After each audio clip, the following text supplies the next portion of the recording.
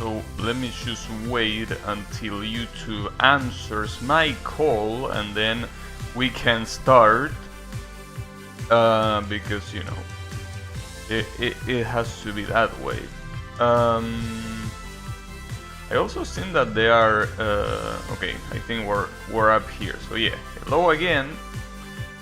So this time, obviously, I'm gonna continue where I left off in the main campaign, but I also seen that there are user-made campaigns, obviously with user-made maps, which is something that I probably should play once I finished the dev-made campaign.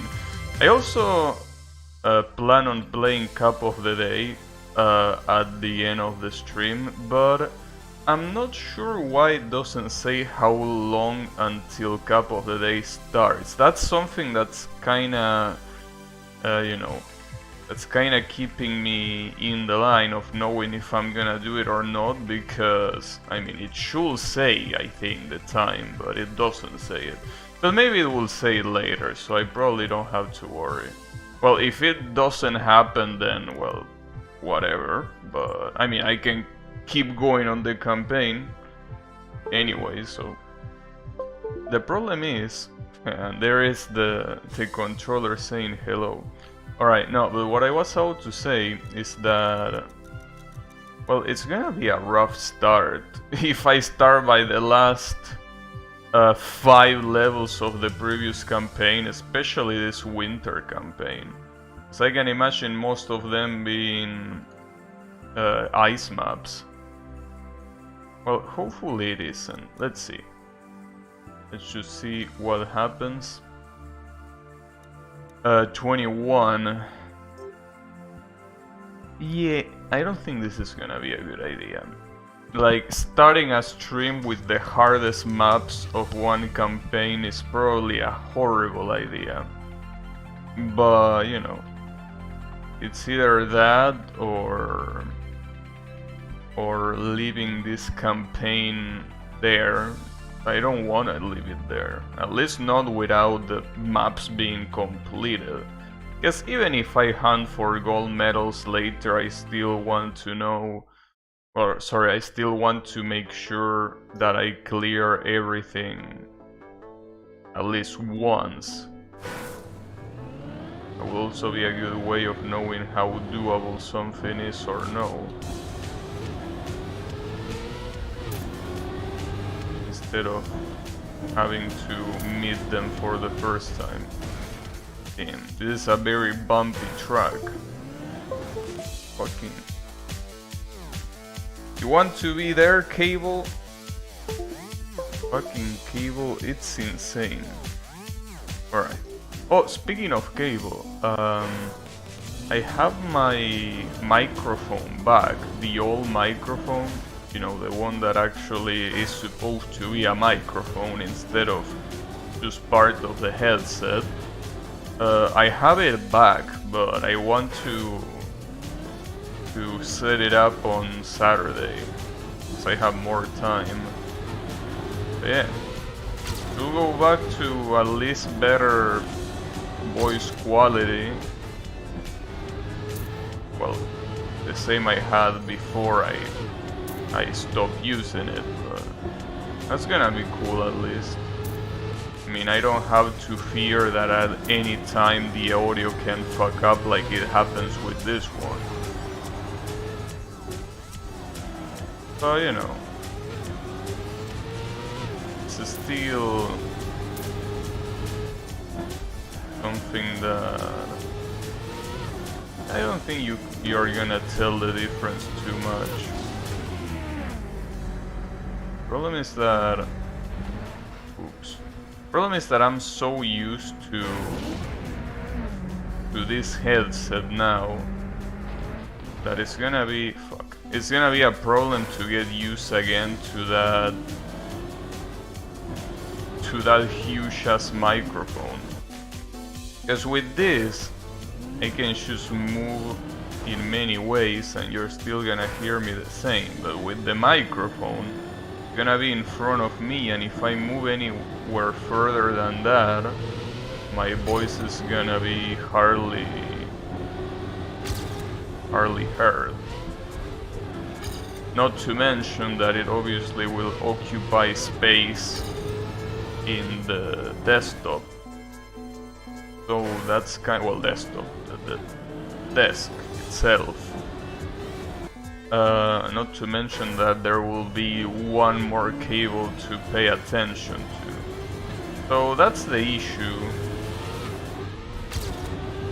Is the reason why I want to deal with that on Saturday, because I want to deal with it now.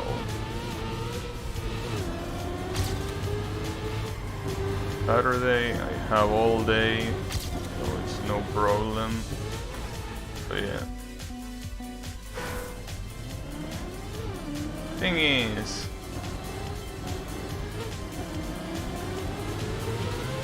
just need to get used to it again. And hopefully my motherboard's audio socket still works.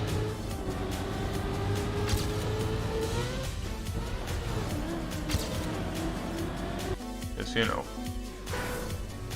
Hey Kyle, how is it going? I was saying that I got my microphone back, the old microphone. My aunts brought it from my previous city, but I have to set it up, and I'll do it on Saturday. Well, another thing about Saturday that I like, other than I have more time, is the fact that I stream Tetris, so it's a standard game where nothing can fail. So if there is any problem with the audio, then it's because I fucked up and not because the game fucks up, right? So yeah. But again, as I say before, I don't think you're gonna tell the difference. The game, I mean, I'm just playing the campaign. The problem is that I'm playing the last levels of the winter campaign, so it's a bad way of starting, but it's fine. What can fail in Tetris is the connection. Yeah, thankfully that's not related to the audio, so well, the connection can and will fail. It's not just can, it will fail. But you know, thankfully it's not related to the performance of the computer itself. Well, it's not even related to my own network connection, it's just related to how shitty the matchmaking in that game is. But you know. Fuck, there are so many jumps in this track that are super hard to do. I mean, the jump itself is not hard, the problem is landing. The landing. I also feel that it's very weird that the cars in this game look like Formula cars. Doesn't seem very fitting for cars that go in every single kind of terrain. I understand that they are more compact, so that allows the tracks to be more versatile, because they allow the car to go in all sorts of different, small places and shit, but it's a little bit weird to see a Formula car working as an going in every single type of terrain. Not to mention every single type of fuckery as well. But you know. And after what happened with Wreckfest the other day, I really wonder if I can stream a game like Formula 1 2021. Like, I'm very convinced that Wreckfest is particularly optimized like shit, but I don't know, dude. Because when you think about the games that I play that have like decent graphics. The only one that comes to my mind that didn't give me any issue, I mean, is Genshin Impact. All of the other games that had relatively good graphics, like Sekiro, gave me trouble when I tried to stream it. I think I had a different video card, so it wouldn't apply to my current setup, but I don't know what the limit for streaming is with my setup. Because one thing is my CPU throttling because of temperature, and in that case, yeah, whatever, no game is safe as long as the temperature is high enough, right? But in this case it wasn't the temperature, it was just that the processing power of my setup was not enough. It just was not enough. But it was not enough not for playing the game, but for playing and streaming it, which is a different thing. So my question is, what's my limit for streaming? What games can I stream well enough?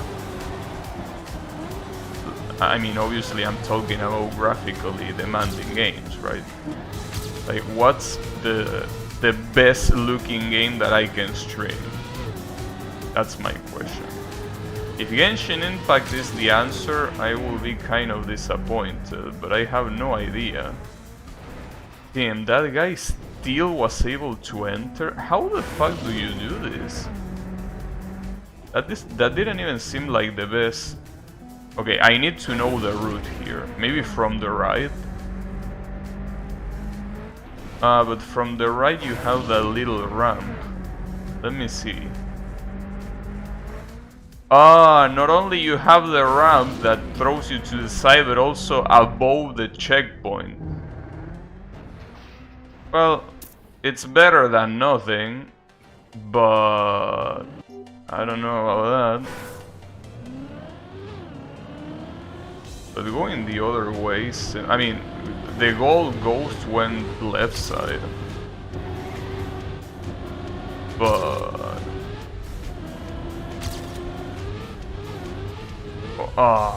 fuck. Wait, no, reset it. Yeah, at least I want to get the silver here.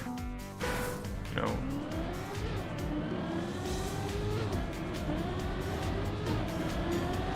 Yeah.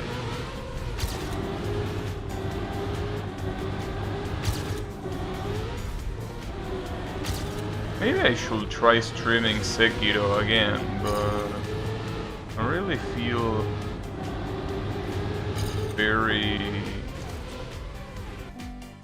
compelled about the idea of streaming a Souls-like. Honestly. It's like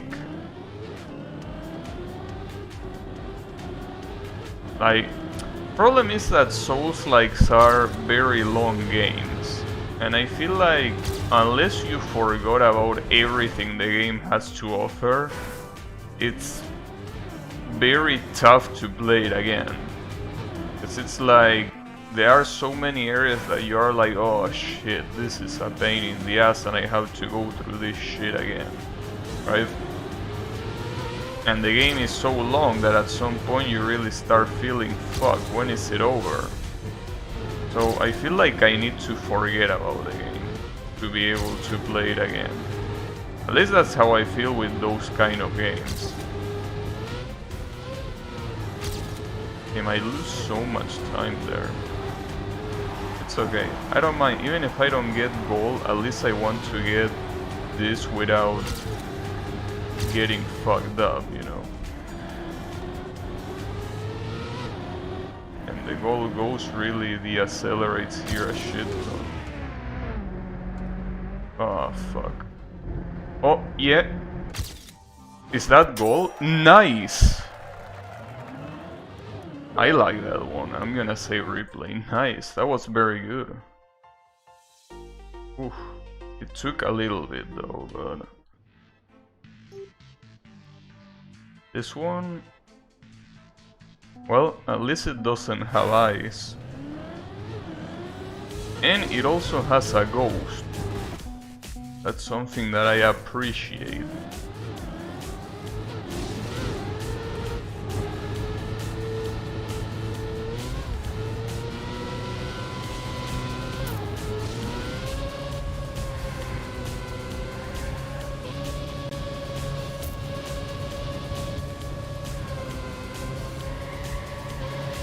Seems to be a map very based on full speed, right?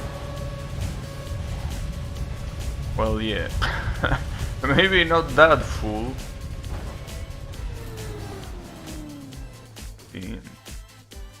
I meant to do that, obviously. That reminds me, speaking of Souls-like, are you listening, Yami?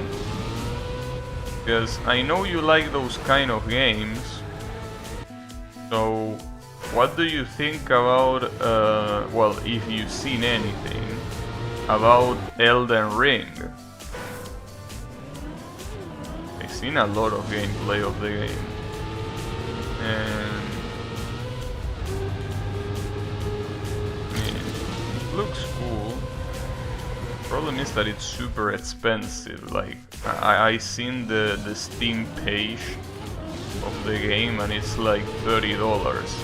Obviously $30, see, you might think that damn, that's super cheap. But considering normal Steam prices in my country, that's not cheap. I mean, well, yeah, it's cheap if you compare to the $60 tag, obviously, but yeah.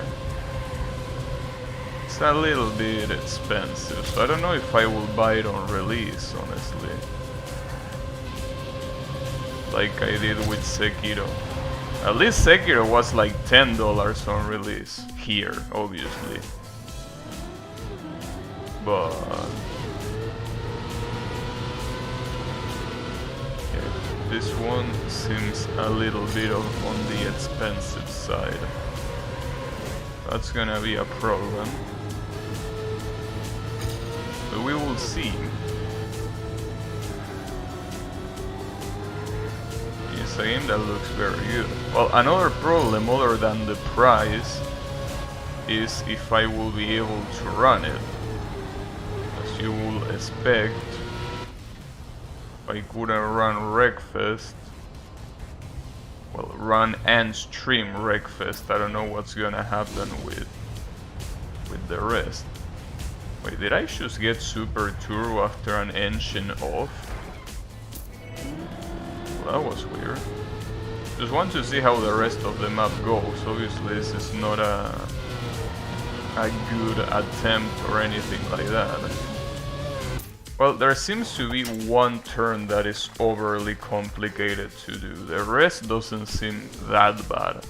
There is one turn that seems like it's gonna be hell. Just one of the ones after the Super Turbo. That one is gonna suck, but maybe not.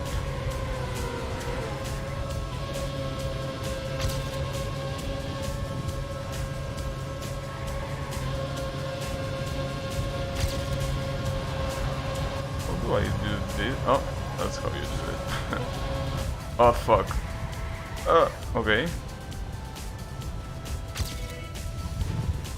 Oh, I completely avoided the turbo. That's something I want to do. I don't think that's something I want to do. Probably. I mean, most likely not. Now that I think about it, the time that I'm following here is the silver one. I don't care about the silver one. But yeah, I think that I'm not supposed to not touch the turbo there. But it looks like a very fun track.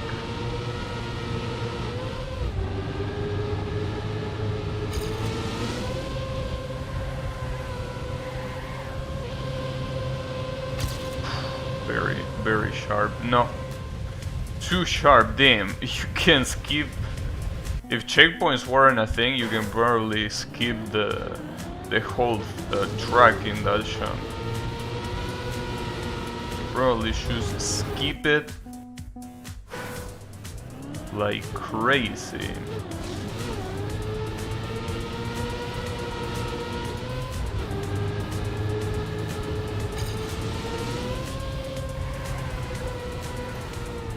Fuck.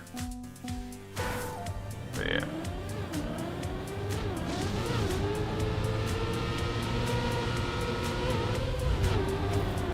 Damn it.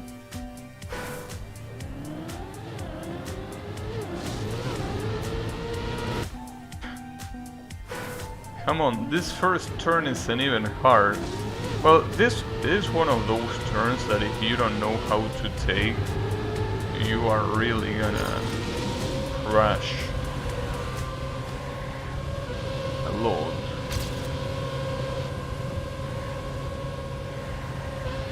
So, I think that the first hard corner is this one. No, not really, this one is very simple.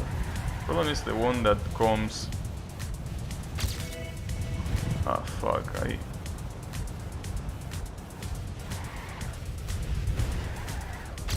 Ooh, that was super tight.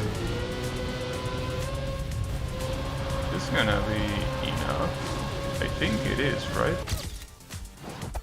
Barely. Well, I think goal was 51, or maybe it was 50. If it was 50, then that was indeed very tight.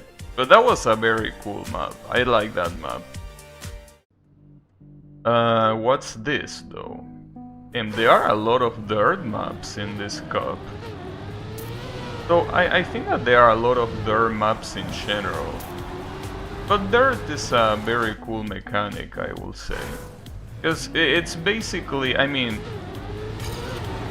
the logic is similar to asphalt, it's just that your grip is almost non-existent. But the thing is that there is nothing like out of the ordinary about dirt. It works as you will expect it to work. Just need to get used to take the corners at lower speed. Obviously, because your car is not gonna instantly turn. Especially this corner here. You can go very fast there.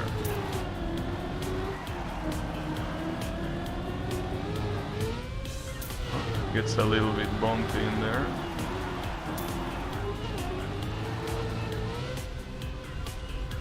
Okay.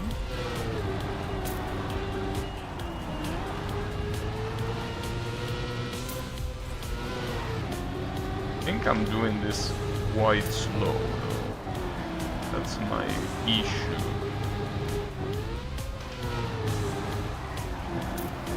Ah, fuck. That's a tough one. Barely get any room to do shit. Well, same as that. Yeah. You also can't stop bumping. In the end, amped up the difficulty so much. Well, the end. I don't know how long it is until it actually ends, but so far, the beginning of the track has nothing to do with the rest. In terms of difficulty, I mean. Oh, we have a silver ghost here, at least.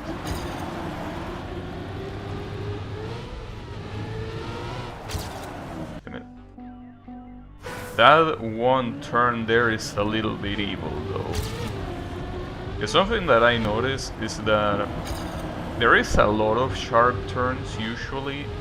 But the thing is that in a lot of sharp turns, you have a wall that not only tells you that you shouldn't go there, but also stops you from completely losing the run, even though with the amount of time you lose, you kinda already lost the run, but it's something that you can still keep going, differently from something like this, which is a cliff, and there is no going back from that, right? I think that's the main issue. But yeah, I think as a visual indicator it's also better than any arrow that you could put there. Because if you have a cliff, you can kind of think, oh well, maybe I need to jump, right? Maybe I need to jump forward and that's it. But that's not the case at all.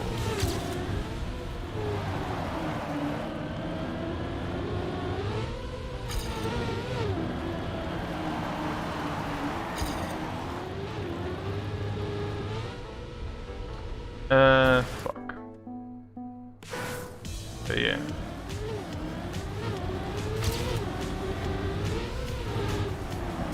This track in particular though, I don't think I can get the gold.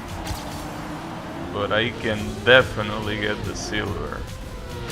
That's for sure. But the silver is there. So technically for now I wouldn't be getting the silver yet. But if that guy got, yeah, as you can see, he was going to fuck up in one of these. It's pretty clear. So otherwise, why did he get silver in the first place?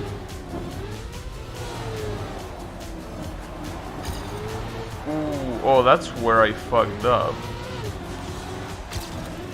And I fucked up again. It's gonna be enough for silver. Well, that's very easy to tell. So we have the ghost that is gonna tell us. Okay. Yeah, this is enough for silver. But obviously not for gold. Damn, 10 seconds. Yeah, nah. Thanks, but no thanks. That's quite a difference. Okay. This smells like ice. I mean, this is not ice, but something tells me that what's gonna come is gonna be ice. Or not. At least we have a gold ghost. That's something. Damn, that's a very sharp turn. Damn, I'm racing against Broly? Fuck. I believe I'm racing against this buff ass dude. How is he even so fast with that muscle mass? Doesn't make much sense. But then again, everyone in Dragon Ball moves at lightning speed despite the fact that they are probably 10 times heavier than a normal human, so... Okay. It's gonna be hard to control that one. That one is definitely not gonna be a good idea. Also, I gotta say that it's very noticeable when you turn reflections off. Basically, reflections of the car are completely off. As you can see, it's not reflecting anything more than a little bit of light. So, thing is, that alongside the shadows is one of the things that consume the most amount of resources. And it's not a problem, I mean, you can still run the game. But in a game like this, you really want to keep the frame rate perfect at all times. Which is obviously not possible to do if you have frame drops, clearly. And that jump is super fucked up. Even when you have that reactor thing.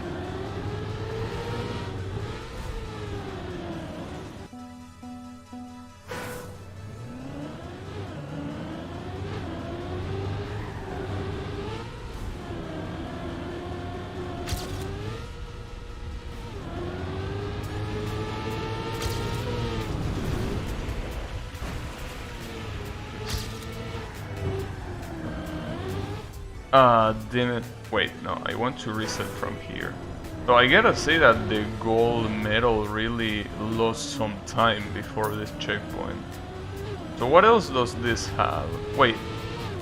Oh no, never mind. I thought that the gold medal somehow reset it, but no, it's just appearing and reappearing. Unfortunately, this is one of those tracks where it's hard to know where you're supposed to go. Just one of those.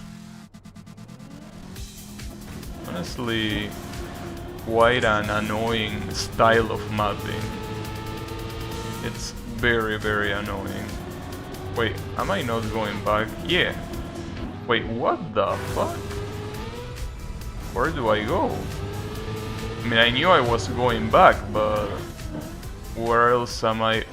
Oh, I'm supposed to go all the way up. That's fucked up. Like, all the way up here. But you also need to go a little bit more to the left. That's gonna be tough. We need an angle. Yeah, well.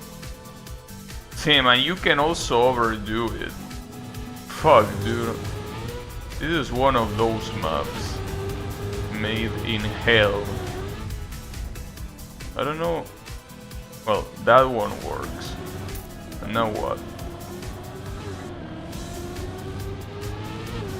Damn, look at this shit.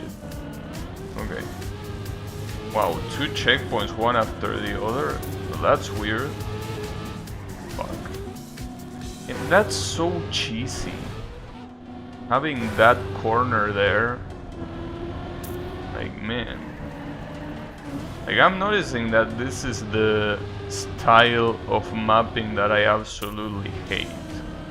Well, other than ice, obviously, but damn, this map is a torture. Like, I don't even want to try getting a medal here.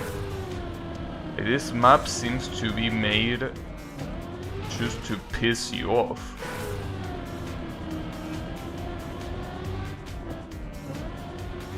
It reminds me of one of the maps of the previous campaign that I played. Well, at least that's the exit. Jeez. Not even the final checkpoint can be normal. Well, I guess I can try at least getting a fucking gold, but a gold, sorry. A bronze, obviously not gold. I'm not getting gold on this. But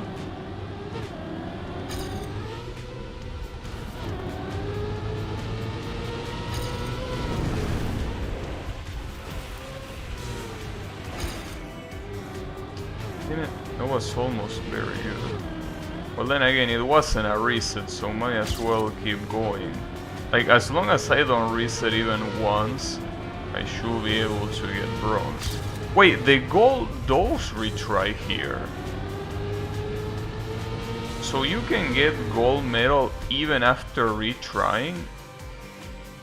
And the gold medal did it very slow too. Okay, so gold is possible. Wow.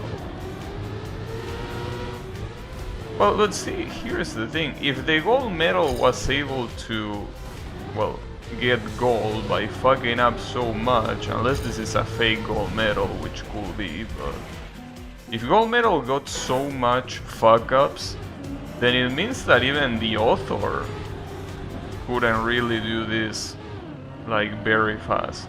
So as I said before, I think gold medal is calculated depending on the author medal. So the author medal really isn't that fast. Damn.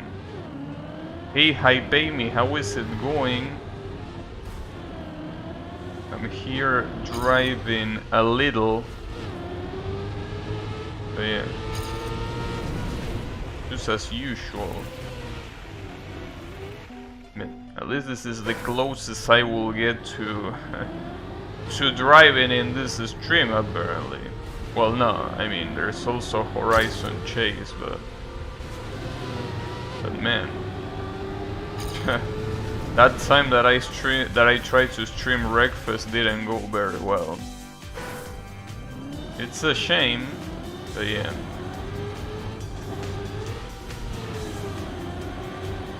Well, then again, the flat out games are eventually gonna come to the stream, so we're gonna have that. You know, those games focus more on fighting than on racing. Well, and then again, that's another thing. This isn't really a racing game either. You don't race against anyone other than the clock. This is, well, as I said some time ago, this is a car game more than a racing game. And that fucking tree, dude. Ah, that beautiful, beautiful tree. That is some very, very nice tree you got there. Well, I somehow didn't hit it there. I'll take that. Fuck. Probably can't make that jump at that speed. To go a little bit more to the right.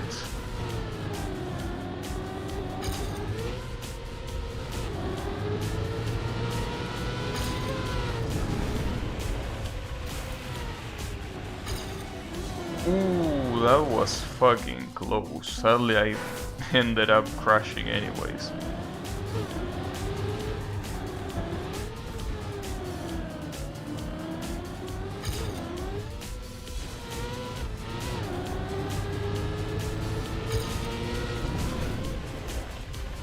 Jeez. Damn it! Even if I'm able to dodge that tree, landing is a different story.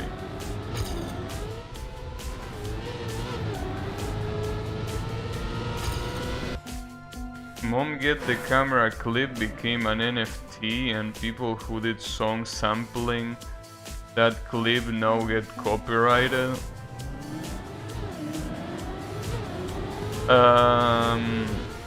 Man, I see a lot of people talking about NFT. Like, I think that's like,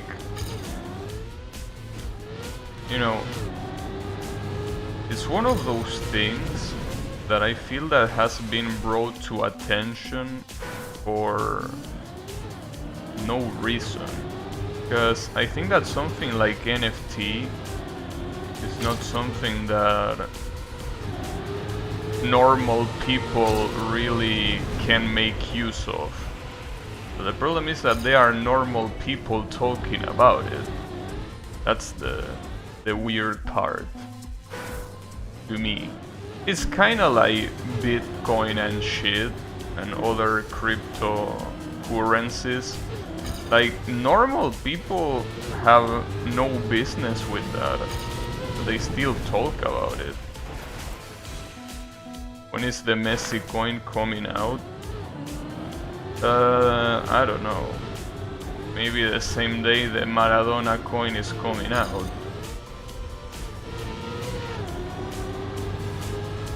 So, you know.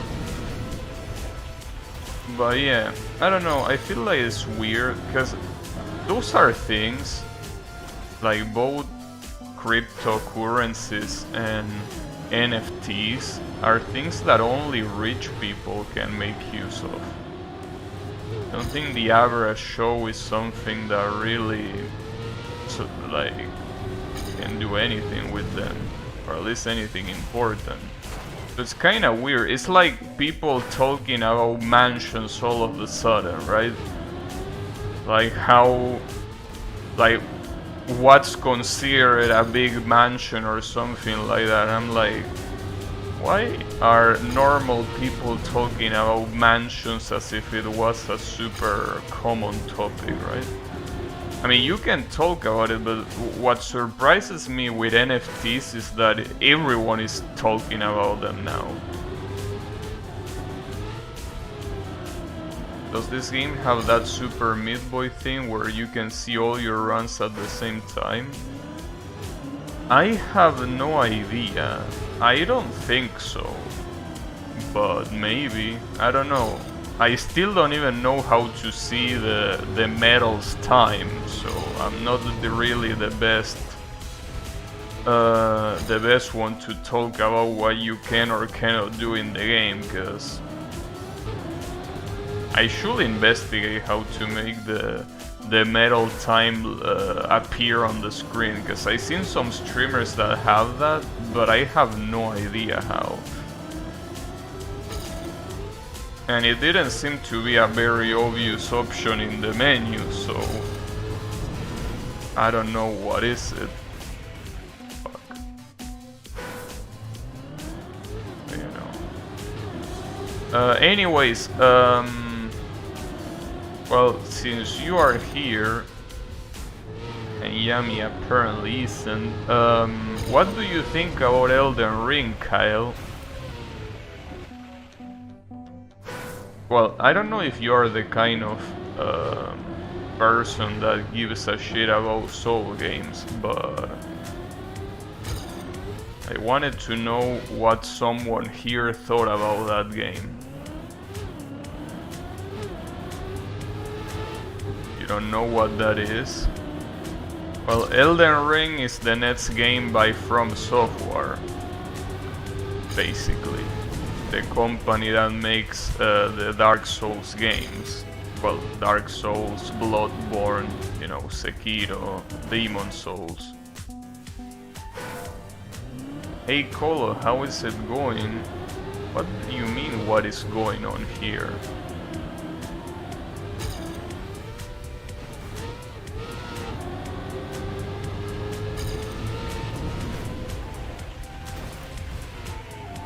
Yeah, that's what Elden Ring is. But you know, if you don't care about Soul games, then I doubt you will care about Elden Ring either. What is going on everywhere? I don't know, are you stoned again? Dude, if you're stoned, I will appreciate if you refrain from typing in chat, you know? Like, it's like the same reason why you don't allow drunkards in, you know, well, in many places now that I think about it. But like, come on, bro. Before coming here, at least try not to be a little bit stoned. Jesus. You get high with life? You know, I know that, but I mean, you need to lower your dose of life gush. Life gush. That's a good name.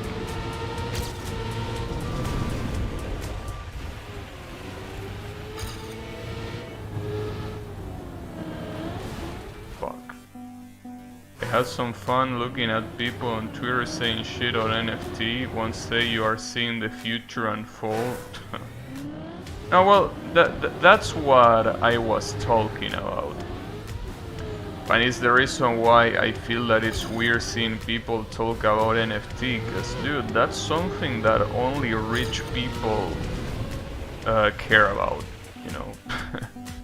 Or care about and should care about. It's directed to them, not to the average show. So that's why I find it weird, why so many people are talking about it. What's COTD? It's Cup of the Day. It's basically an event that happens every day, 3 times a day in this game, where you compete against other people in a time attack elimination match. That is pretty fun, but it's also pretty hard to win one. It's kind of like a battle royale in the sense that only one remains at the end. But how is it going, Kai? I still am not sure if it's gonna happen though. because the game for some reason doesn't have a countdown on that. Like it only shows the you know.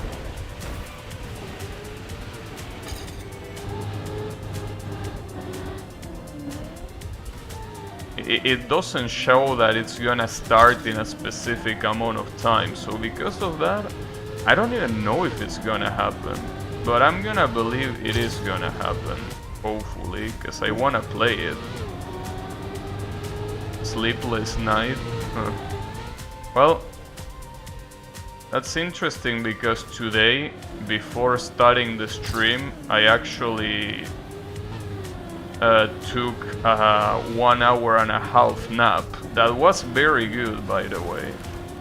And it's the reason why I'm streaming in the first place, because otherwise I would be so fucking sleepy to stream. But yeah, that was nice. That was super nice. And it's been a while since I took a nap. Like it's been several weeks without a nap. So honestly, I'm very happy with it. Damn, the gold... Oh, that's probably not the gold then.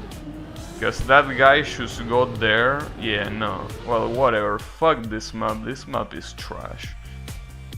This next map is the last one of winter 2021, by the way. The next season... Well, yeah, the next season of the campaign mode is gonna be... spring? Yeah, after winter comes spring. So spring 2021 is gonna come after this. The question is if I can even beat this level. Well, as long as it doesn't have ice, I can definitely beat it. Wait, is this ice? Oh no, it's ice. Fuck. I should have expected as much, considering that there is snow everywhere. But you know, sometimes you can have a snow decoration without having ice, but yeah, that ain't the case here. Oh, you need to go up. Wait, can you choose? I mean, what happens if I should skip it? Well, other than the camera being forced on me, that is. Maybe I skip a checkpoint. Like, because otherwise most people will skip that loop. So yeah, I most likely should skip a checkpoint. But we are about to find out. Well, we will find out when we reach the exit and it doesn't get registered. Oh, you need speed to do this? Well, no, not that much. Jeez, look at this. This is ice. It's okay, look at that 360. Just look at it. That was obviously on purpose.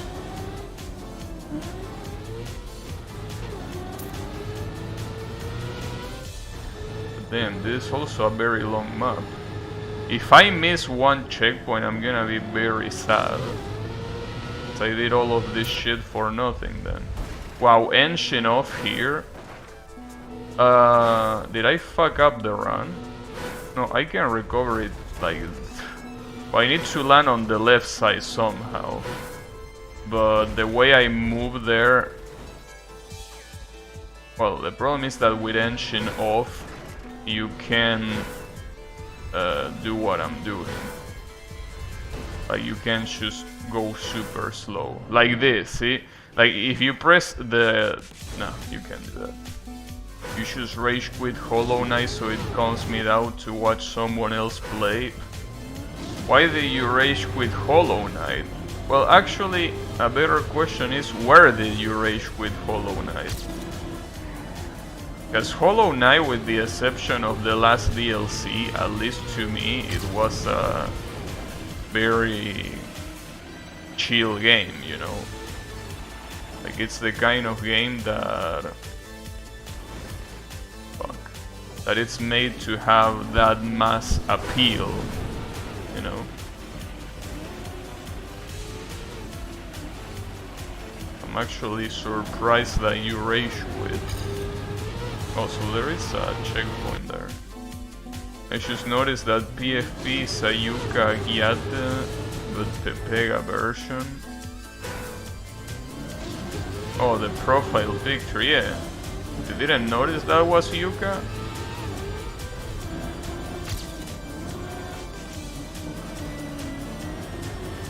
It's DLC, Nightmare King Grim, and also House of Gods.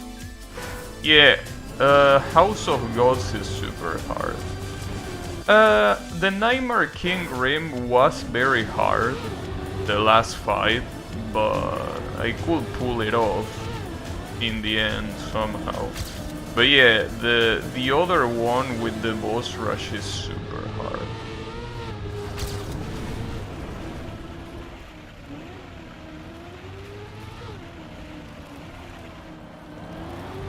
And that's super slow. The fascinating thing is that I think that personal best there skipped that checkpoint. So even if I reach the end, it wouldn't even matter. It wouldn't even matter because it wouldn't count.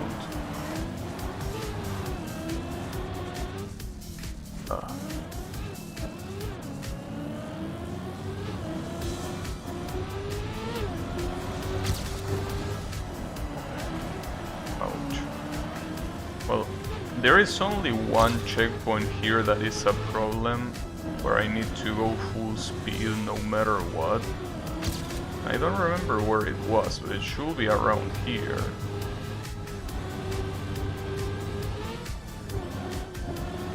It's this one, right? Yeah, it is this one. Okay, got it. That's what matters. Being able to get a jump there is the most important thing, because if you fuck that one up, it's over. Didn't it? Wait. I knew that no, fuck, I resetted the whole thing. God damn it, wrong button. I knew I needed to go left because it looked like that, but icon is like 50 pixels. You saw a green thing and 2 dots. I don't know. I immediately was able to tell that that was Yuka from the get-go. I mean, I don't know exactly what version of Yuka, right? Like which artist. But, you know, not like I will be able to tell anyways, even if it was gigantic, so. Fuck. But yeah. Damn it, dude. I would have gotten the track at least once, if I hadn't fucked up there. I wonder how much longer it is. I'm assuming that it probably ends precisely in that checkpoint where I fucked it up. Or at least I hope it ends there. So if it's any longer, it's gonna be some bad shit.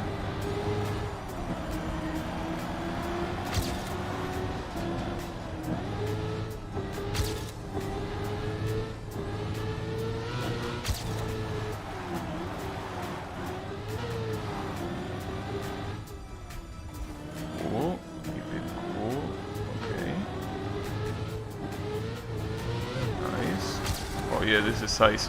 Fuck. It's okay. That, I'm assuming that that corner can be taken so fast. And it's probably the hardest part of the map if you actually go for the gold. I'm obviously not gonna go for the gold, but if you actually care, well, and not even mention the author medal. Oof. And that's the second time I can do that at the first try. Alright. Keep it going. So, what was the part that I needed to remember? This one, right? Yeah, this one going to the left. But where exactly? Here? Yeah. And then what? That should be the exit? Well, thankfully there's multiple, because otherwise I wouldn't have gotten it. Ah, though that sucks. It's okay. As I said, I don't care about the gold medal here. Yeah, just give me bronze, I'm fine. For all I know, it could be a photo of 3 balls on a road and grass on the background. It's cool. I want to see if the cup of the day... Yeah, see, this is my problem. It still doesn't say that cup of the day is ready. Like, I mean, it probably... Wait, but it says... I don't know, dude. Maybe it says that there is time remaining, like when 2 hours remain or something like that, because there are still not even 2 hours to go. But I'm a little bit scared. Also, this is spring 2021. This is the first spring campaign that this game has, because it got released on the summer 2020. So this is the first time we get a spring campaign. I want to see how it is. Hopefully, since it's a spring, it's gonna take itself easy, but you never know. I mean, spring is supposed to be the take it easy season. I'm assuming that there is gonna be a lot of sakura trees, as you can see.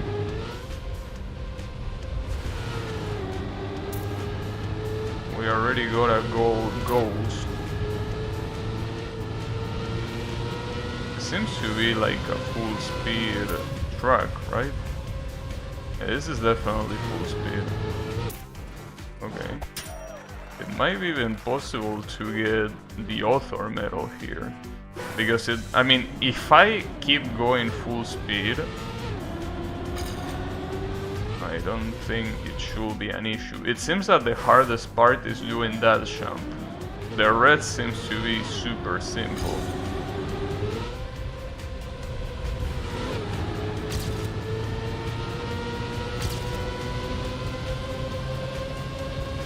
Yeah, the rest is just going forward basically. Is that author? Yeah, there you have it. Author medal. Yeah, it is to be expected. You can fuck up in many ways in this track. Full speed like the old original game. Well, there are still a lot of full speed tracks in this game. It's just that most of the tracks in campaign have some sort of gimmick to it. Because if everything was full speed, I will assume that the pro players will be very bored. Because obviously full speed is the easiest thing to do.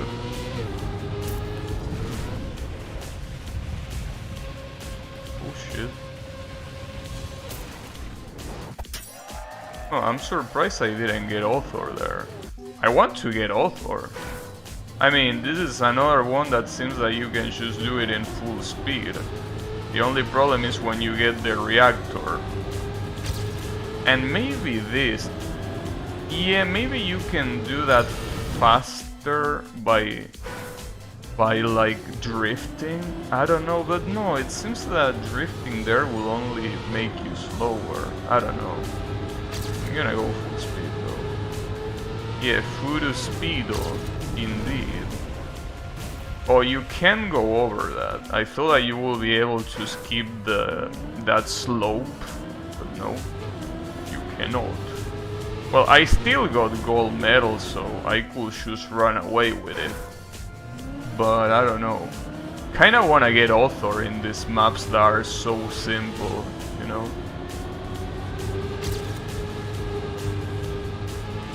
I guess the reason why this map looks so simple now is because I'm seeing them in comparison to the absolute fuckery.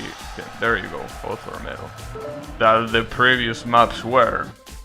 But yeah, it makes sense. These are the first maps of a campaign versus the last maps of another campaign. Okay, this one already looks like I'm not gonna get author medal. Because it's a dirt. It's a dirt track. So dirt tracks usually don't allow you to go full speed.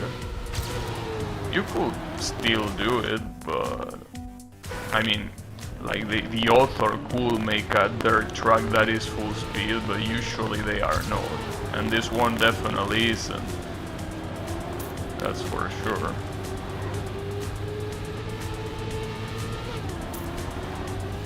Oh, fuck, that's a shame. I lost a lot of speed there. It's still a super short track though. My mic is dying. Yeah, that's fine.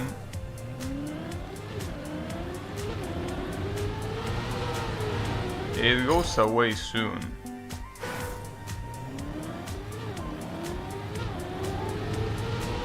But you know, is it fine now? Because I was about to explain. Is it okay?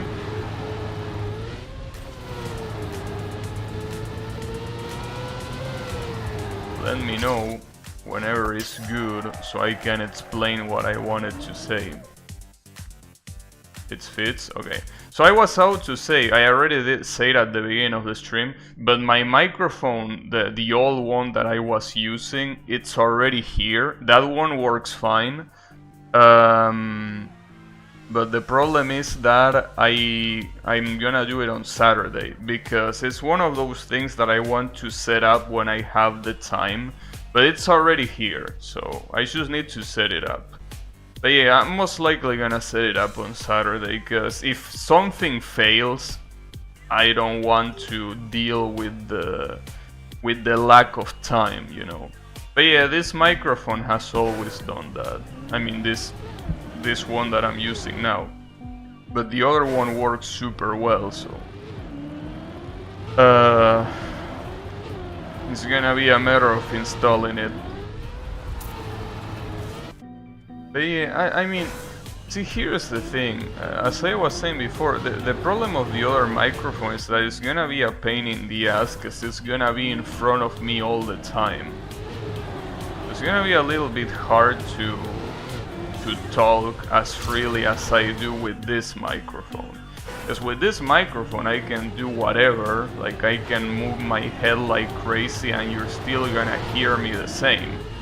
With that microphone that's not the case, because it's specifically made so you can only hear it when it's right in front of you. That's a problem.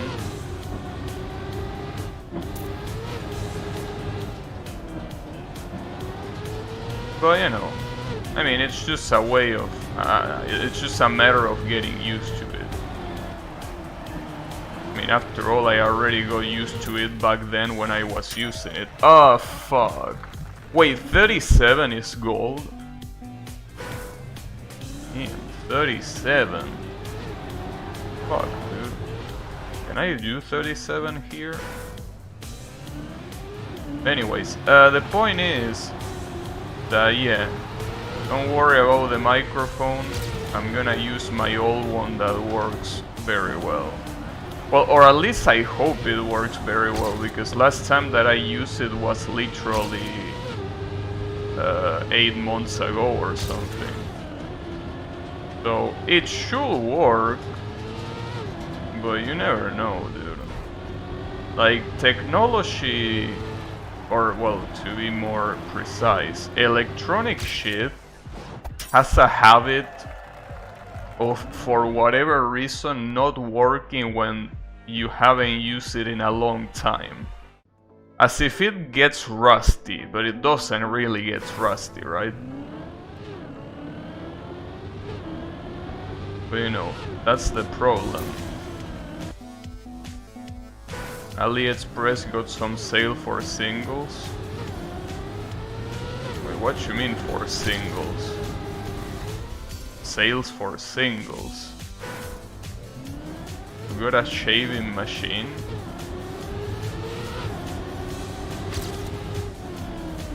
Nice. I don't know what's a single though. You mean to single people or to single products? Because it could be both. 11 is the national singles day. Right. But when you say single, you mean someone that doesn't have a partner, or you mean the single everything? Like the national day of one. Singles as in music single? Alright.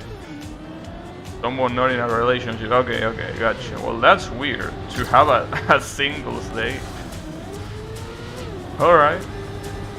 I mean, sure, why not? There is a day for everything.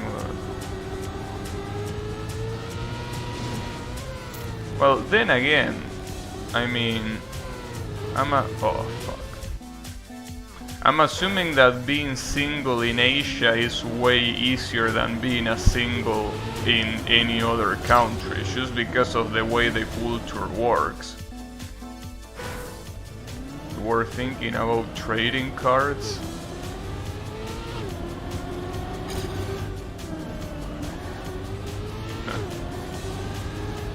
But I mean, you shouldn't get a discount on single days, Colo. Wouldn't be fair.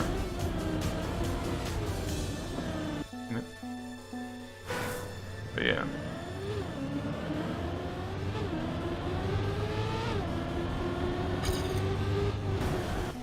Yeah, I think that would be nice if that sale translated to Steam though. But I don't think there is any big Steam sale going on right now. But, you know, there should be one according to Steam DB. There should be a sale starting in 10 days.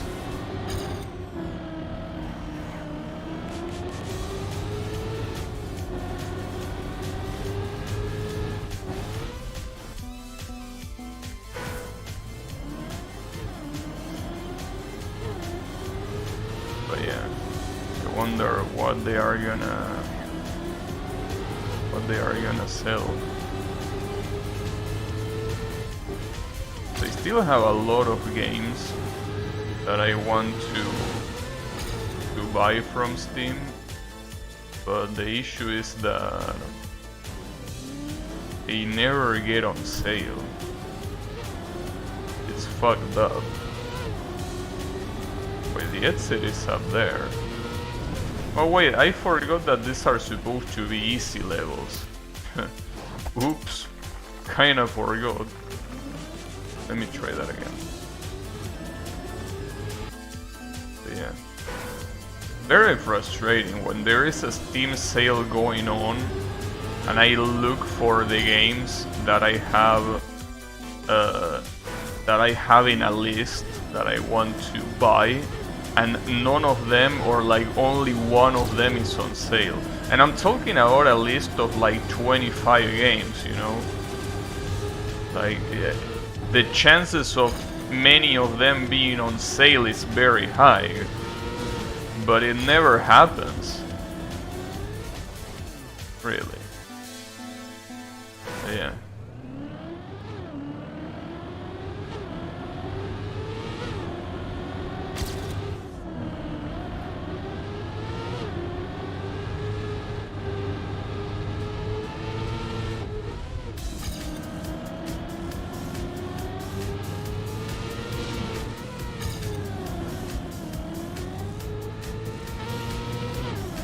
That checkpoint is evil. That checkpoint is in a place that is not too much on the right, but it's also not too much on the left either. Also, I'm starting to wonder if I can choose skip over this. But considering that it's grass, I don't think you can. I waited half a year for Metal Gear Revengeance and Luna Nights to be on sale to not play the later. Well, why did you buy it if you are not gonna play it? doesn't seem like a very smart idea. I mean, it is true that there are a lot of games that I have bought and have not played, but that's gonna decrease my speed by a lot. That's definitely not gonna be gold medal, that's for sure. At least it's gonna be silver. What is gold? Yeah, that's doable. Buying games and not playing them is the rule that... Yeah, I know that, but... I mean... One thing is buying them to collect them physically, and another thing is buying them digitally and not playing them. You know, buying them digitally is like the only thing that gives you is the ability to play it. Doesn't give you anything else, like collection-wise, right? Boom. There you go.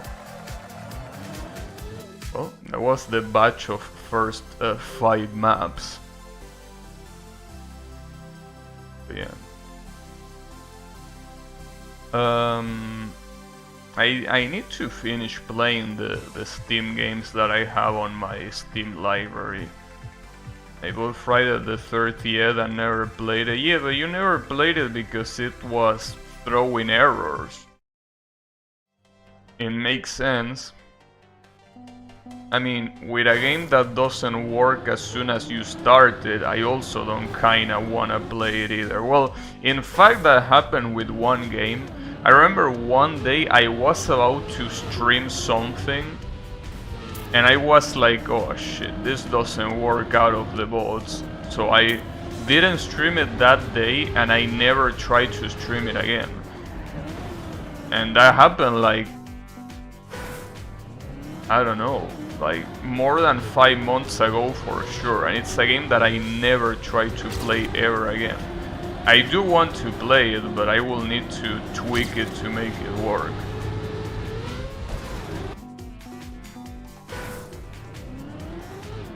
It only happened when you play it on TV. The game I'm talking about was Nights into Dreams, which is the classic Sega game about that purple fuck that can fly. It's basically one of the only, you know, Dreamcast games that is an exclusive Dreamcast games, and it's actually remembered. Well, exclusive, I mean, you can play it on PC, but that's pretty much like an emulation of the Dreamcast version anyway. But yeah, one of the only Sega Dreamcast games that people remember.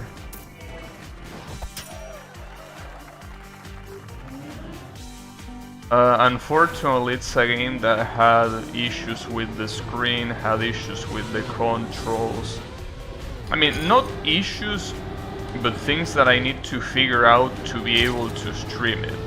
Like, if I wasn't streaming, I would be like, yeah, sure, give me 20 minutes and I'll fix it.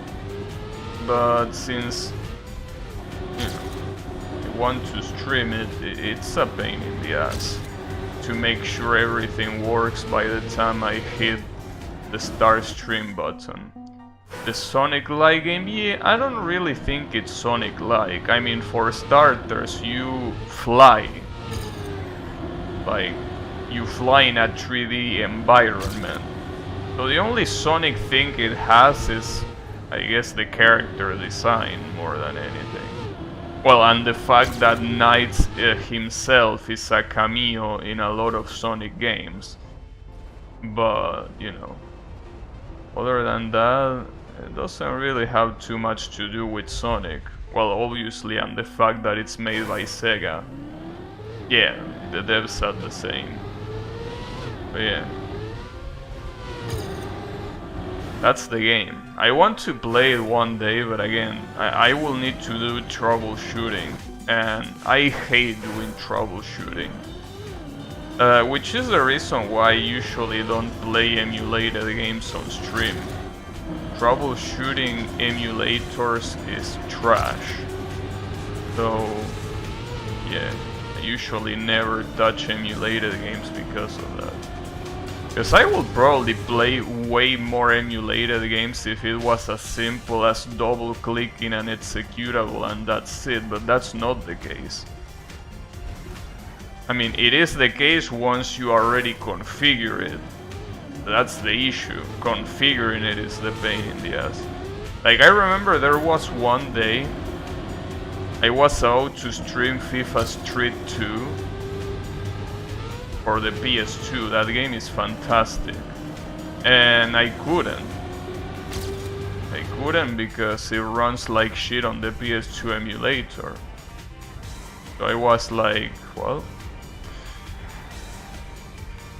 I guess I won't be streaming this. And that was a bad time. Maybe you wouldn't have to brake if you go to the left of the pillars.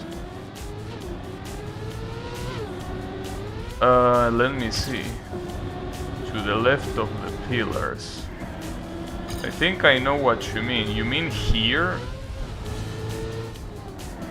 No, you do need to brake. You need to brake less, that's true. It's actually a very good idea, but... yeah, I'll try to start doing that, thanks. That seems very useful and at the same time doesn't seem very hard to implement. Also, as you can see, the last part there is very easy to do fast, but you just need to go to the right places. A malfunctioning gun. God damn it. But yeah, troubleshooting emulators is a problem. And the worst part, see, that's the thing that I hate the most about troubleshooting emulators. Most of the time you spend hours trying to make a game run properly, only to find out that you will never be able to run it properly.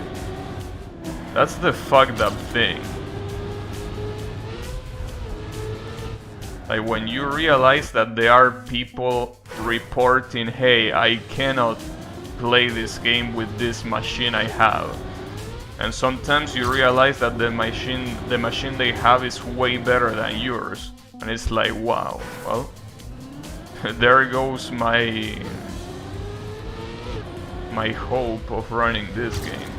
That's the fucked up thing, dude. About emulators. Sometimes you just waste time for no reward. Well, I guess the reward in itself is the fact that you know for a fact that you cannot run it, instead of having the doubt if you can run it or not. So yeah, in that regard, I guess, right? Sure. That's something. Yeah, it truly sucks.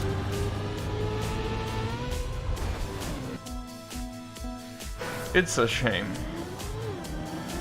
And there is also some emulators that are so old that sometimes they have problems with running on Windows 10.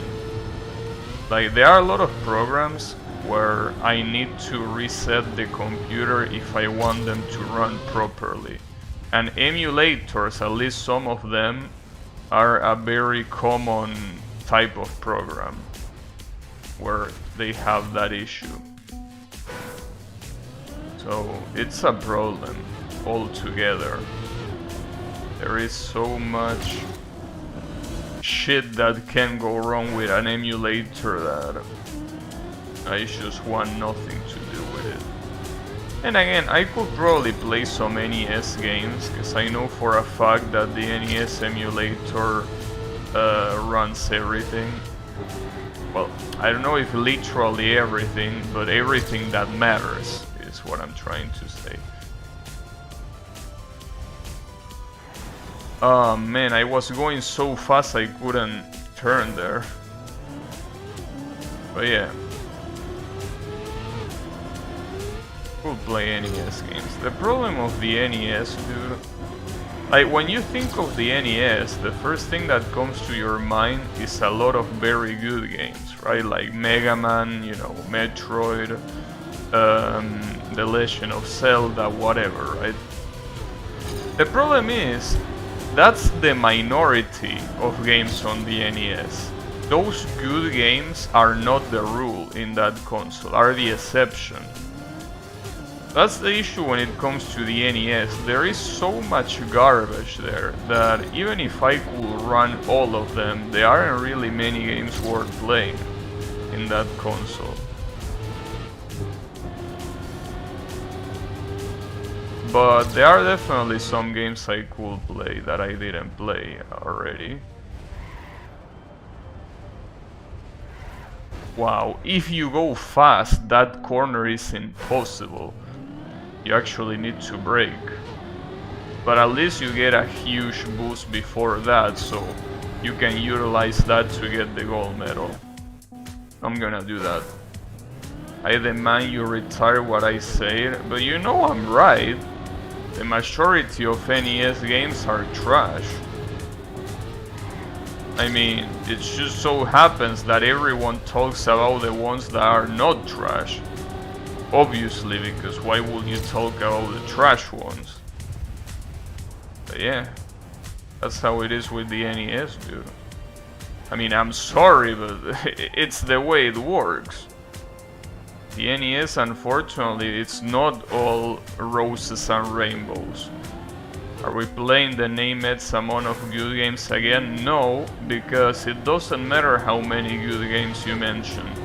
The NES is probably a console that has a library of like, I mean, counting every single bootleg shit that is there, there's probably like 3,000 games in the NES. I mean, I'm pulling that number out of my ass, but I'm pretty sure there is around that amount of games for the NES.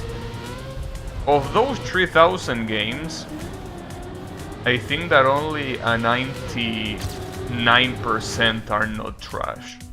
Of course, you can mention a lot of them, like Mega Man, Metroid, The Legend of Zelda, Mario, well, Super Mario Bros. You know, well, there is probably a lot more that don't come to my mind right now, but that lot more probably is only like 10 of them. I mean, I'm sorry, but the NES really is sadly a console that is full of shit. Which is a shame because, as I say, that there are games that are super good, but having games that are super good doesn't take away from the fact that it's full of shit, you know? Just the way it is. I mean, you could say something like that happens in every console where the majority of games are shit. Yeah, technically the majority of games are shit in every console. The difference is that... No, I didn't say that 99 were good. I say that, well, okay, maybe I say that, but I didn't mean to say that. I meant to say that 99 are shit and only 1% are good. That's what I meant to say. Sorry if I mixed it up, but no, I meant to say that 99% are shit. And what I was out to say is that even in other consoles, the majority of games are also shit. The percentage is much smaller. Don't regret saying that? I mean, no, dude. Are you gonna tell me that a game like... Well, I mean, there are so many games I could mention that are trash. Well, for starters, the... Are you gonna tell me that that Castlevania 2 is not a piece of shit? Like, come on, bro.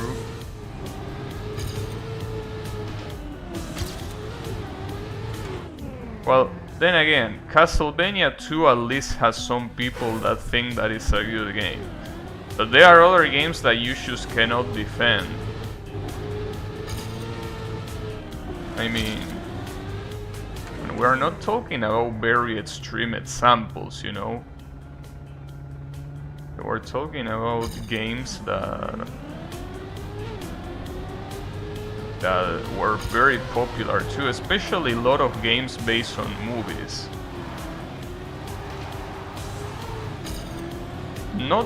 I don't think Terminator was one of them, but there are lots that are absolute shit that were based on movies. Yeah, but see, here's the thing.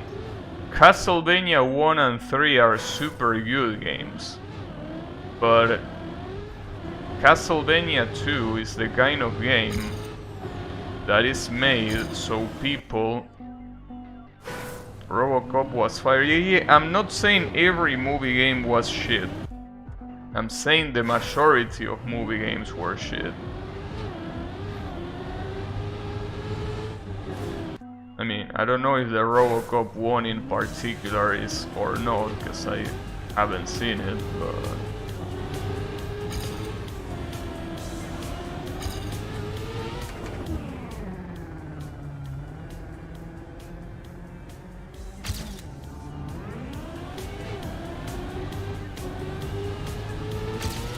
Get how to do this fast though, because the gold medal requires me to shave off 3 seconds, and here I don't even think I can get the boost. All the games about the kid who misses his plane because of his bad parents are garbage. Yeah, Home Alone. the Home Alone games were trash. But that's just, see, here's the thing. I might not be able to name like any of them right now, because honestly I don't have any reason to keep them in my mind. But Home Alone is only one of the many games on the NES that are garbage. In fact, games like Home Alone are pretty much the rule. That's how an average NES game is. And again, that's something that a lot of people don't realize, because obviously we don't remember those games because they are a piece of shit. Why would you remember them, right? But yeah, a game like Home Alone is exactly like that.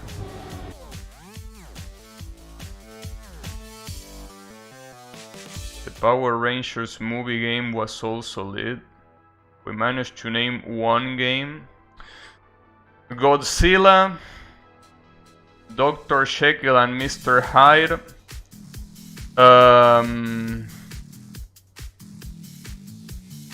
Well, I mean, I'm gonna say a game that you're probably gonna tell me how is it possible that you say, well, yeah, Ghostbusters for sure, it's a piece of shit. I was gonna say a game, and Colo is probably gonna get an aneurysm for this, but the Ninja Turtle games for the NES is a piece of shit too.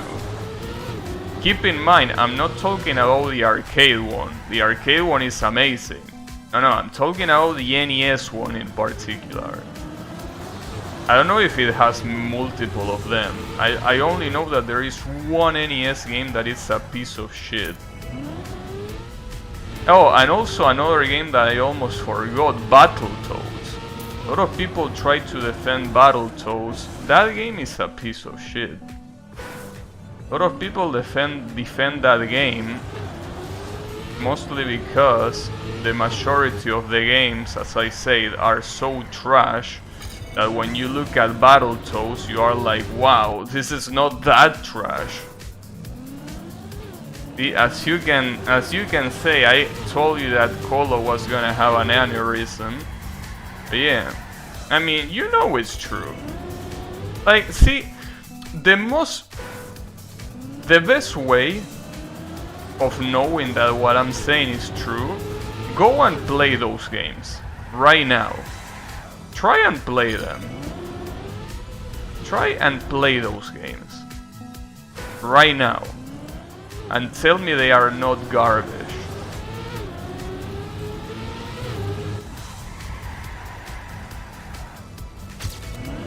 Have a problem with turtles? No. Hey, a turtle and a toad is not the same thing, you know.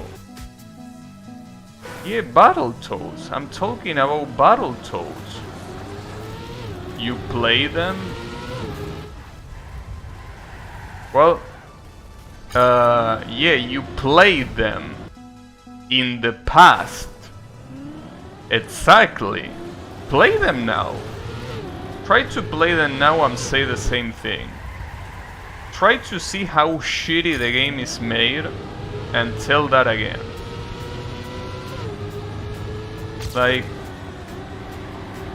you don't realize that you are most likely blinded by nostalgia. Battletoads, dude, is a disgrace. You have Battle for the Game Boy. Right, but see, here's the problem. I can't take you seriously. Because you're the kind of guy that sees the 10 minutes of a game and says, wow, this game was so good, and then it turns off the console. If you actually try to play that game, you will see how much it fucking sucks. And the worst part is that there are a lot of those games where people like to pretend they are good when in reality they fucking suck. There was one I was thinking about but I forgot. Like there is, oh yeah, Ninja Gaiden. That's the perfect example. Ninja Gaiden, the first one on the NES, is basically a game that the only reason why it's interesting is because of how bad it is. Like, what makes that game something that people remember is just how shitty everything about that game is. And it's a shame, because it has everything to be a good game, but it gets ruined by everything. That's how we used to do it back then. We like it and we move on. I don't give a shit what you used to do back then. A shitty game was a shitty game no matter what. Even if your child mind thought it was nice, shit will always be shit. Ninja Gaiden is good but hard as balls. No, see, that's the problem. It's not good but hard. It's bad and hard. Oh, and obviously a very interesting word that always gets used when you criticize Ninja Gaiden is the word filter. Because people can explain that it's a bad game, or sorry, can defend that it's a bad game without resorting to say that word. See, the thing about Ninja Gaiden is that, as I said before, it has everything to be a good game. But it has so many bad decisions all around the game that it just makes it a piece of shit. Like, dude, nobody wants to retry 3 stages for dying to the final boss once. Who wants that? But you know, whatever. Point is, it's a piece of shit. Dude, I wanna be the guy doesn't make you redo the whole game just because you dare to die on a boss. Well, not the whole game, but doesn't make you redo the last 3 stages just because you fail once. I wanna be the guy for the... like, that's a perfect example actually. I wanna be the guy is a super hard game, but it's not bad because it allows you to learn from your mistakes without punishing you as if you just did the worst thing imaginable. You know? I wanna be the guy allows you to, at any point in time, respawn and redo the part that you died on until you beat it. Obviously, there are a lot of things that we can argue about I wanna be the guy being bad, like specific things about that game being bad. but you can compare it to Ninja Gaiden. Ninja Gaiden, that last stage is just horseshit. And it's the reason why I say the game has so many things to be good, because the gameplay is not bad. The gameplay is super well done, especially for an NES game. Problem is, the level design is garbage, the enemy placement is garbage, and the final stage is garbage. So it has too many shitty things for me to call it a good game. I wish I could call it a good game, but it's not. It's just a game that unfortunately, you know, it's just not good. Action 52. Yeah, but I wouldn't consider that a game, you know. In Action 52, I think that that's unfair, because that's more of a bootleg piece of shit. I mean, it's obviously part of the library, but I mean, come on.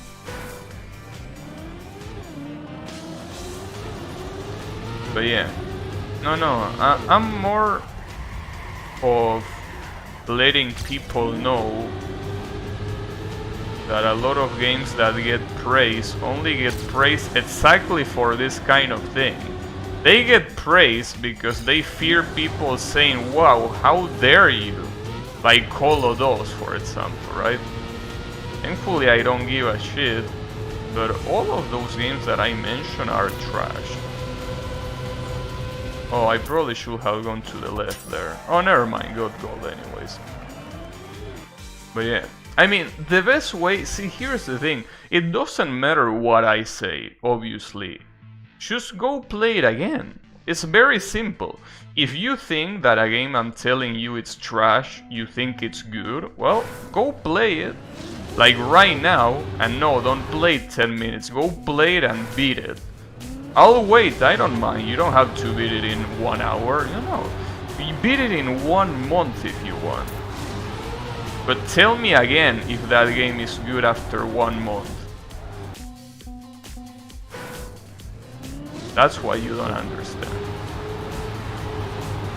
Like, the reason why I know that games like Mega Man and Zelda and Castlevania are good is because I played them not that long ago, and those games are good. They are games that you can enjoy even now. That's basically the test of fire for a good game. A game is good, it doesn't matter how much time passes. Right? Well, I almost forgot about Super Mario, but that one is a very good game too. Like, those are all games that the reason why they are good is, again, you can play them and they are gonna hold up for today's standards, because they are actually good games. Which is the reason why when I hear people say that a game aged like milk or that it aged badly, I am like, no, it didn't age badly. It was always a piece of shit. It's just that back then you were blinded by how technically impressive it was. And another game that I also think about is The Last of Us. A lot of people put The Last of Us in a pedestal. Try replaying that game in 10 years and see how much of a pain in the ass it is to play. And try to say it's a good game. But obviously in 10 years you're not even gonna remember me. So I mean, it doesn't matter. You replay Battletoads very often, yeah, but replaying it 10 minutes is not the same as replaying it to beat it. So no, your concept of replaying doesn't count. Yeah, of course Super Mario is better than Battletoads, no shit! Does it need to be said? Like, come on, bro. Of course. Super Mario might be one of the best NES games. Though I still personally think, like, if I had to pick, well, Okay, never mind. I was gonna say if I had to pick the best NES game, but it will be Mega Man. Learn how to read. Yeah, you say Battletoads less than Super Mario. Learn how to write, you fucking idiot. Learn how to read, he says. Unbelievable. See what I mean? This is the kind of person that thinks that Battletoads is a good game. You understand? Like, you understand what I'm going up against, right?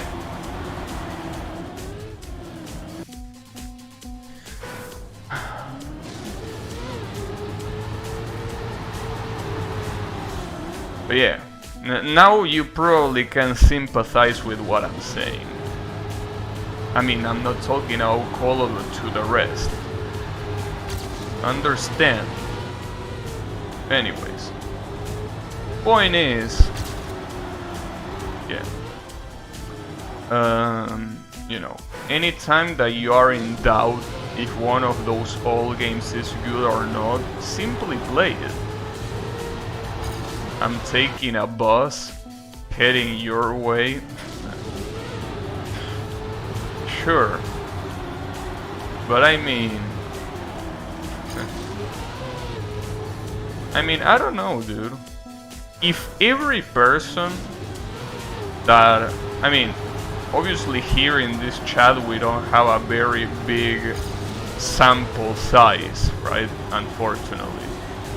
I'm pretty sure that if you go to a place that has a lot of people and you tell them, hey, is Battletoads a good game?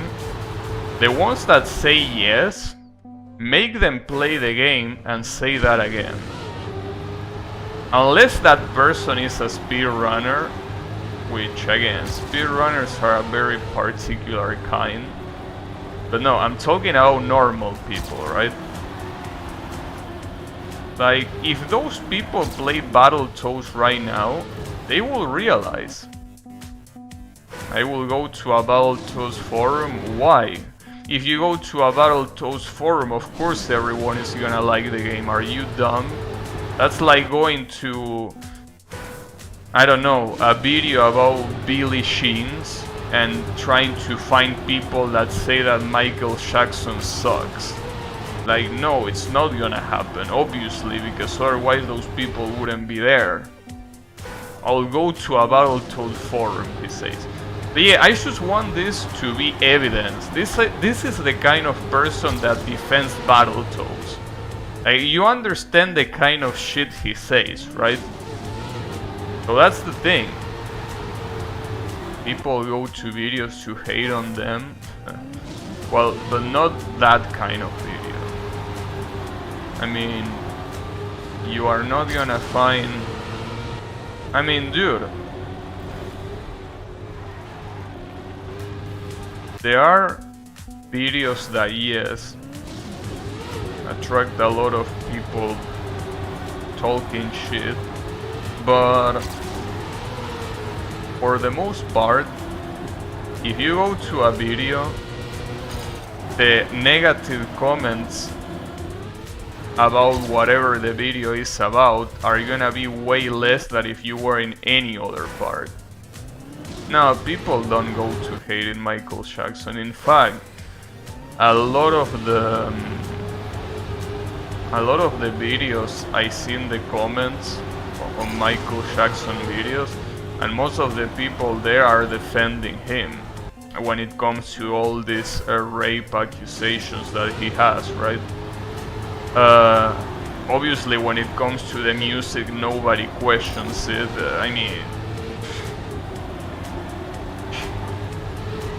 That's one of the things that I couldn't imagine anyone seriously questioning Michael Jordan's... Yeah, Michael Jordan music, dude. The best musician of all time, Michael Jordan.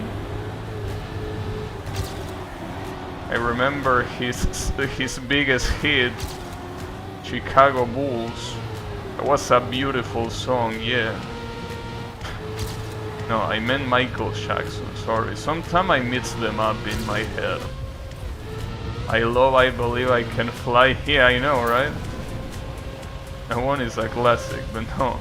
Was talking about Michael Jackson, and yeah, I can't imagine anyone question Michael Jackson music seriously. Obviously, he probably has some songs that are not that good, but there are so many of his songs that are like the pinnacle of pop music that, you know, unless you are purposely a contrarian, I can't see anyone seriously talking shit about Michael Jackson's music. It just doesn't add up. But, you know,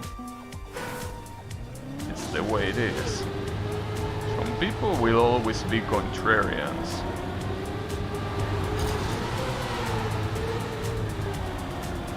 But yeah.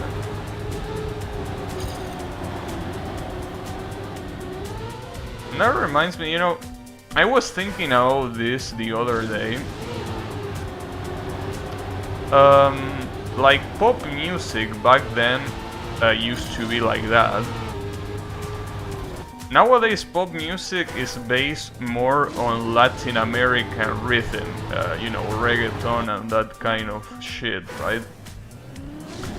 But the interesting thing is that for what I've seen, it seems that pop, at least Korean pop, mostly follows that same formula, or at least the idea of rhythm that, you know, that pop back then had, to be catchy, right? To be something that is relatively fast, but it's at the same time something that is very upbeat. Yeah, I know, pop music is exactly pop music. I mean, the whole point of pop music is that it's popular music, right? So it's obviously whatever is trendy at the time, and obviously what's trendy now is, as I said, reggaeton, Latino music, right? But when it comes to K-pop, at least for what I listen to, which is not a very big sample, yes, but have you heard? No, I haven't heard that by a K-pop band. No, as I say, my sample is very small on K-pop, because I don't listen to K-pop. But for what I've seen, it's the one that more or less keeps the essence of 90s pop, right?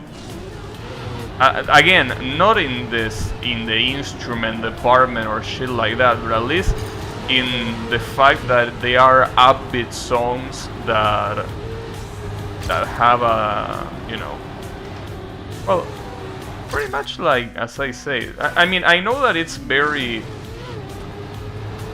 like, it might sound like heresy to compare K-pop and Michael Jackson, obviously, but I feel that they are similar in idea, at least when it comes to the melody. Obviously, when it comes to the lyrics and when it comes to the video clips and shit like that, it has nothing to do. Well, no, it doesn't have nothing to do. The video clips, at least in K-pop songs, are very similar when it comes to that choreographed, well, you know, dance that multiple people do at the same time. That's something that I've seen most K-pop videos do, which is pretty much what a lot of Michael Jackson videos were about. Well, and it's still used by many other groups, but for the most part, it's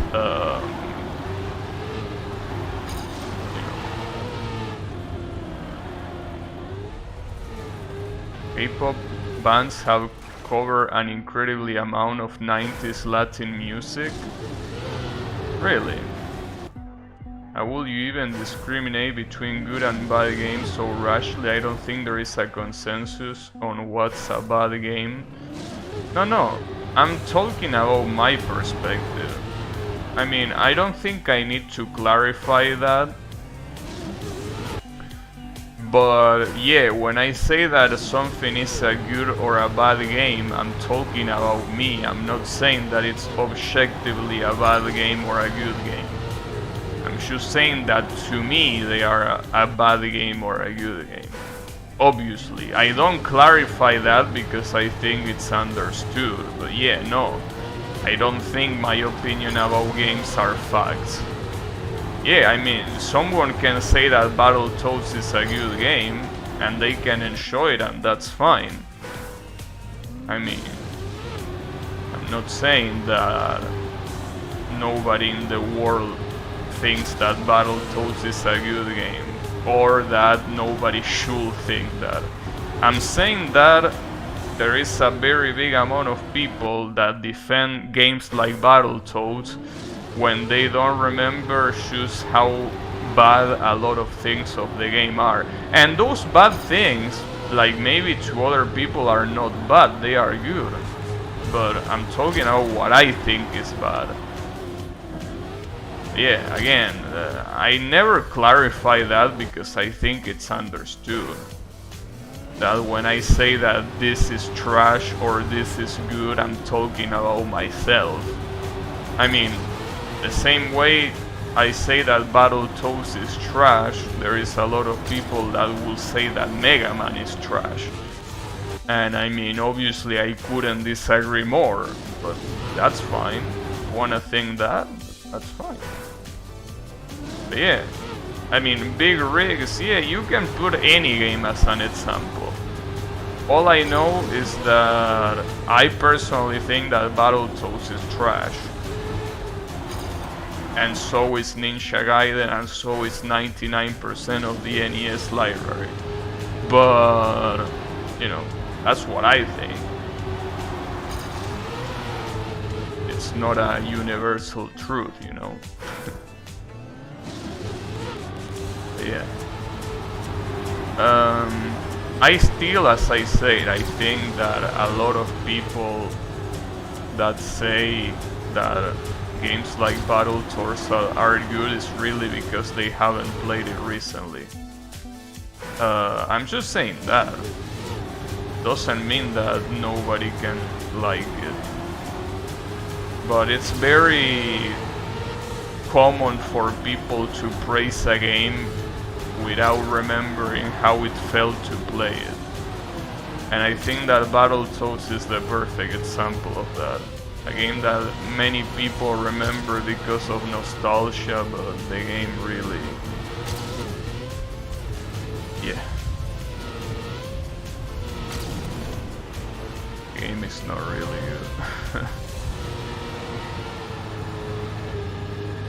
This is gonna be gold. Oh, it is. Was that the first? Yeah, that was the first time I got a time here. I was talking so much about games that I completely forgot that I was on this stage for so long. Okay. That's a weird way to start the level. Starting camera 3. Alright.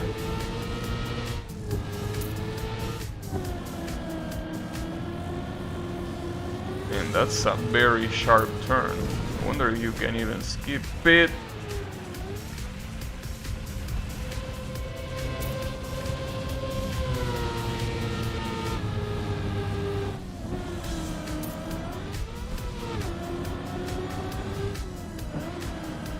Huh. Very short. I don't think that's gold though. Ah, fuck. It was 43.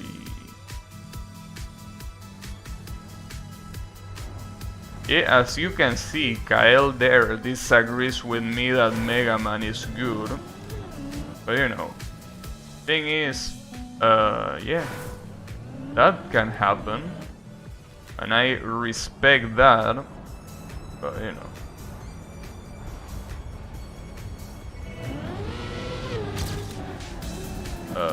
Yeah. I mean, to me, Mega Man 3 is the best game on the NES. me, Mega Man 3 is the best game that console has to offer. I don't think there are any other game that I could say that is so good like that one on the NES.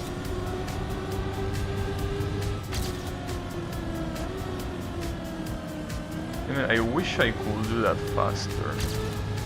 No! Okay.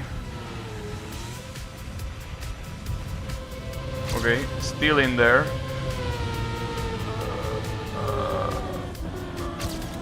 No! Fuck that corner, dude. Objectively correct.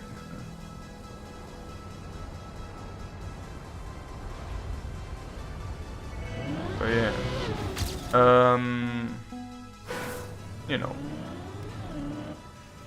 Well, that's basically, you know, the other day you were telling me about the, you know, the 4chan board. And I mean, it's not that I have anything like personal against the board. The problem is I think I'm too passionate about video games to discuss it with people that discuss it so harshly as me. And I know that that's something that it's very ironic considering that I should say that those NES games are trash. But I think the difference here is that at least, you know, I welcome anyone to debate.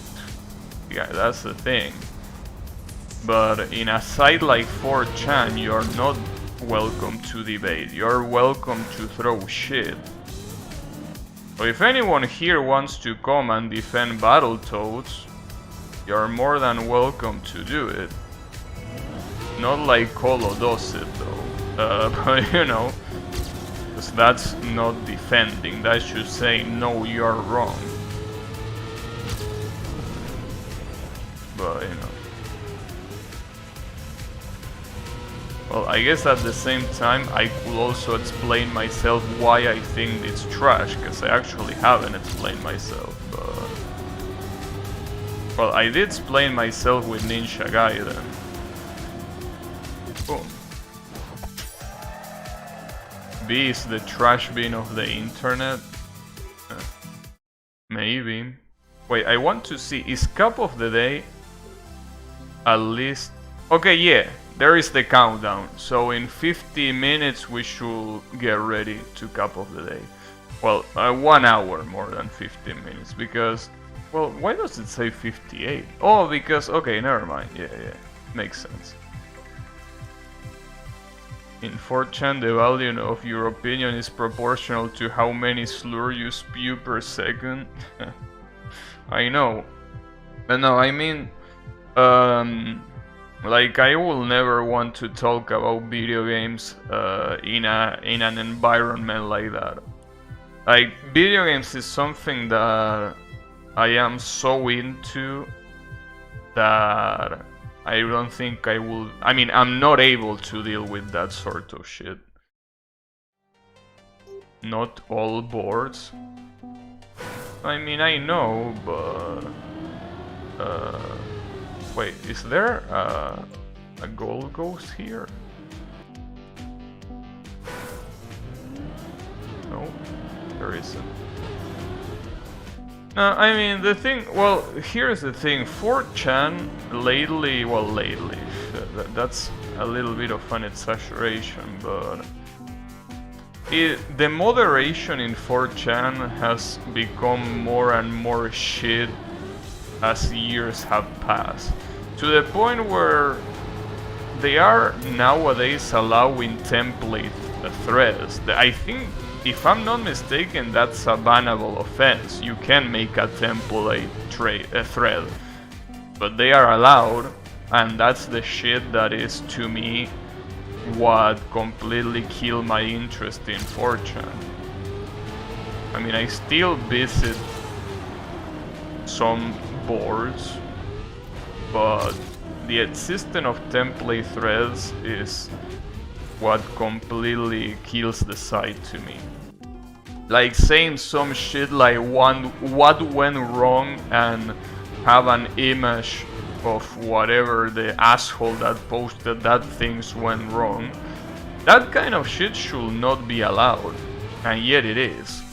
I mean, not because it hurts my feeling or whatever, but because it's low effort posting. Like, that's not any different than posting a copy pasta. Like, it's literally the same shit. Well, not literally, sorry. But, I mean, it's conceptually the same shit as posting the Madara copy pasta. Except that instead of using Madara, you switch it to whatever trash you're thinking of. Well, that's what template threads are. Template threads are basically a copy pasta in the shape of a thread. They are low effort posting. They cannot be allowed in an image board like that, but they are. So because of that, at least to me, 4chan is not really usable. And that's why I was asking some months ago if anyone knew a place that wasn't a piece of shit to discuss things. And no, nobody knows. I mean, 4chan is shit, Reddit is shit, Twitter is garbage, Facebook is trash, right? Like, there is no place in the internet where you can discuss things. Like civilized people, I mean. Not like fucking macacos. But yeah. Which is the reason why I pretty much gave up on it and tried to only watch people play games when I don't know what to do on the internet, right? Because trying to see discussions really is not good for you. These last years it has the greater spammer and attention horse ruining the threads, mods doing nothing. Yeah, that's what I mean. The fucking janitors are doing nothing to stop what I'm talking about, the template threads. That's the highest piece of shit about the site. That template threads are allowed.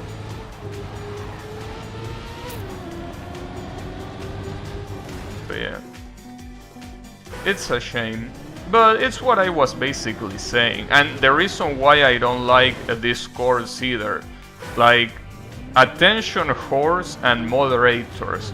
Those two things, to me, are one of the biggest cancers on the internet. Both attention whores and moderators, they really ruin almost everything for me. Every place I go. There is... And I'm talking even in Twitch chat too. Like, I'm not just talking about the shitty ass web pages where you're supposed to share opinions. I'm also talking about streams. Moderators and attention whores, which oftentimes are the same thing, by the way, are really things that I cannot stand. There are things that I despise so much. And you know, the funny thing about moderators is that there is something quite ironic, right? They do it for free, right? So by doing it for free, you cannot really expect them to do a good job. But I mean, just because that's the case wouldn't prevent me from talking shit about it. But yeah, it's one of those things, like, moderators should probably be paid, but the problem is that if you pay them, they can't be the piece of shit that they are right now. That's the problem. But how will you guarantee that?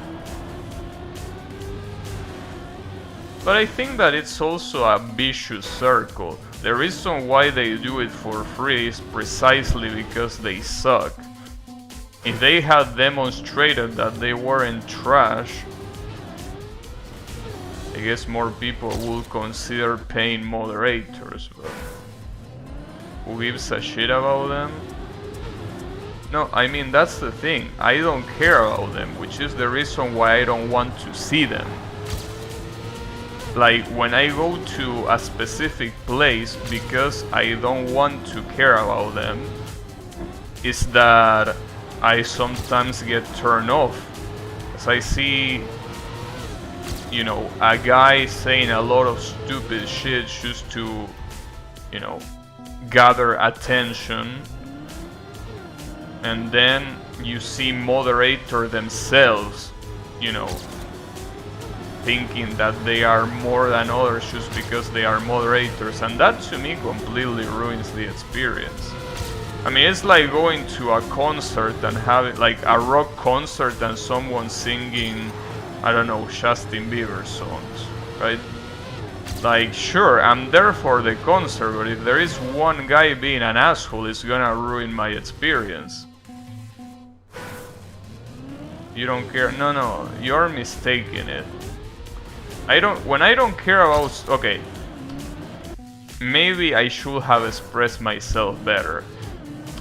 I mean, I care, it's not that I care about them, I care about my experience being not shit. Our parents caring about them? What you mean, our parents? Our parents don't give a shit about the internet. Like, that's a very bad comparison, but coming from you, honestly, I'm not surprised. You can say the same shit about anchors that are trash. Like, anchors, I mean the people in the news that are garbage, right? Like, people that just, you know, are super bad at being journalists, which is something very common. My parents care about them, and when they see them, they change the channel. The same thing applies here. You can apply the same logic to two completely different generations. Or if you apply the same logic, you should apply similar examples. In this case, what in my case is moderators and attention whores, in their case is journalists being trash in a television channel. I mean, sure, if you don't care about that, then you shouldn't be bothered. But you are, because they are there, they ruin your experience. So yeah, that's a comparison that is valid. And yeah, they do. If they see something they don't like, boom, change channel, just like that. But yeah, it's the same shit, different medium, basically. You know, I forgotten Justin Bieber existed. I mean, I don't mind Justin Bieber. I mean, I don't think he is a bad singer, but I was just giving that example of if you're in a rock concert and there's someone singing Justin Bieber songs, then yeah, I mean, you don't want that person to be there and it ruins your experience. That's what I'm talking about. Like, it's not about caring or not about them. Like, if I have a turd falling in my face, it's not about caring or not. It's about I don't want that there, but it is there. So I need to get out of here. That's the logic that I'm applying. Is that enough? Yeah, it is enough. The concert example is wrong. Supporting bands have nothing to do with the... I'm not talking about supporting bands, dude. I'm talking about someone in the public. I'm not talking about whoever has to perform before the main band. I'm talking if there was some... just to not sound offensive, some mentally challenged person that thinks that they are in another concert, right? Just because they are mentally challenged, right? Like they are not aware they are not in the concert they are supposed to be, well, that's gonna ruin the experience for you. I mean, sure, you're gonna try to ignore them, but it's hard. You know? That's what I mean. I'm not talking about the bands performing, I'm talking about the people you have next to you. Sure that samples are always great, yeah. I mean, they are usually easier to understand that way.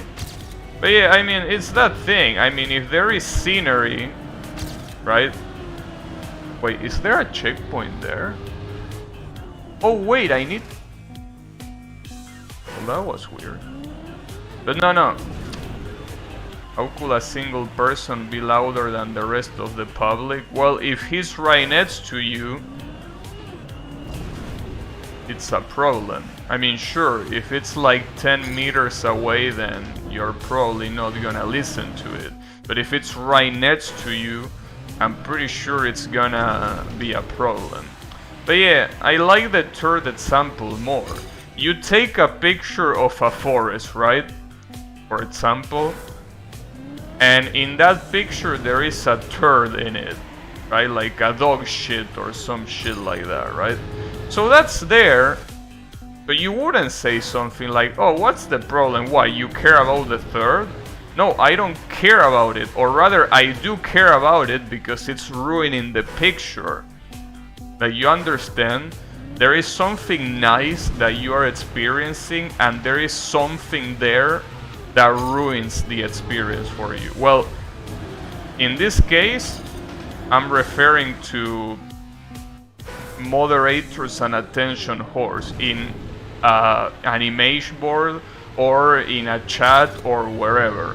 The same way I refer to a piece of shit in a picture.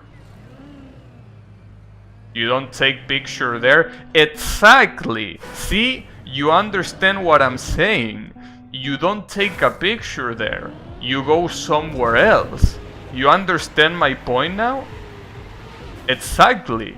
When I see attention whores and shit moderators, what I do is, yeah, not going there. Exactly. I'm glad you understand what I'm trying to say. Yes, that's the whole point, that I can't find a place on the internet where to discuss things because I every single time encounter those people. So I'm out of there. I don't want anything to do with that place. You understand? Fuck. No, I don't say I want to take the picture and complain about the turd. Like, I don't want to take the picture because there is a turd there. I took the picture and then I realized there was a turd in it. The same way I go in a Twitch chat and I read the chat, right? And there are people being like, hey, you know, this game released, right? And other people saying, oh, you know, today I had a good day, right? And then you have someone writing in all caps, being a moderator, saying about how they, I don't know, got a 69 with their boyfriend, right? In all caps, and they spam it, right? I'm like, dude, no, I don't care, right? You do know there is a turd. Yeah, once I took the picture. Once I took the picture and I analyze it, I zoom in and I see there is a turd. Again, the same way that I go into a chat and when I get into it, I realize there are people that I don't want to be with. Like, I wouldn't know before entering a chat if there are people that I don't like. I mean, how will I know? I'm not a psychic. Yeah, no, I know there are mods in a Twitch channel. I don't know there are shitty mods though. That's the thing. The problem is, in my experience, most moderators are shit. So, I go there with the hope that it's not gonna be shit, but it is. That's the issue. I mean, if I was a psychic and I could see beforehand that it was gonna be shit, I will be like, alright, let's not go there. but since, you know, I'm not a psychic, unfortunately, I cannot do that. Understand the issue? Oops. But you know, whatever. I mean, it's not like that everywhere in the internet. There are some places that they are still decent, but the problem with those places is that usually they don't have too much activity. So it's kind of like going to a ghost town. Like, you're not gonna find annoying people in a ghost town, but you're hardly gonna find people at all. So, you know. Yeah. You know, it's okay. That's the reason why I say that lately I watch a lot of Twitch streams. Because usually back then, I used to, like, when I had free time but I didn't like feel like doing anything other than browsing the internet. Back then I used to go to a lot of places like forums, right? Image boards, right? Those kind of places. But lately I'm not doing that because of how much they suck because of the reasons I'm saying. So instead of that, I usually just watch people play. I watch, for example, I think the best example I can give you is I watch a Korean player play games that are super hard, and I don't understand what the fuck the guy is saying or what the fuck the chat is saying. And that's probably the reason why I find those streams so appealing. Because maybe everyone is being an asshole, but I have no way of knowing that. So to me those streams are super chill, because I just pay attention to the gameplay and nothing else. And it's very, very cool. Well, there are also other streams where I do understand what people are saying and I still find them comfortable. The problem is that those people don't stream every single day, all day. These trash, all threads are copy-paste. Yeah, I know, that's what I was saying earlier. That 4chan is completely infested with template threads. That was what I was complaining minutes ago. 4chan has the disease of template threads. And template threads are basically what kill a very big portion of my interest in 4chan. Just people trying to... see, that's the funny thing. I could understand that in a place that had internet points, right? Like in a place where you get upvotes and stupid shit like that for people to do low quality garbage just to get quick replies, right? Like, I understand that in those places, but why in 4chan? What do you get out of people replying to you just because your thread is trash? But then again, obviously the assholes that do these threads are to blame, but the ones that have an even bigger blame are the moderators for not doing anything. Well, the janitors to be precise. Like, they want some yeah, I know, but like, I don't understand. Because the worst part is that 4chan is particularly a place that, I mean, things get archived if you use an alternate web page. I mean, it's not something that many people see. So why would you want to brag about how many people replied to you if nobody gives a shit? Because as I said before, I could understand in Reddit caring about people upvoting your shit. I mean, I wouldn't do it because who gives a shit about fake internet points, but I could at least understand the mind behind someone that does that. But in 4chan, it's like, what the fuck are you doing, dude? But you know, whatever.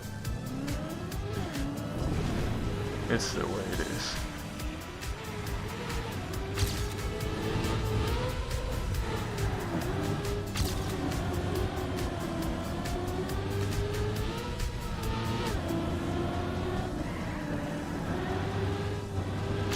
Oh, that turn is super hard.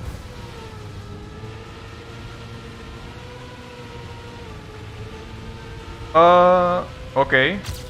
Oh, damn, that's fucked up.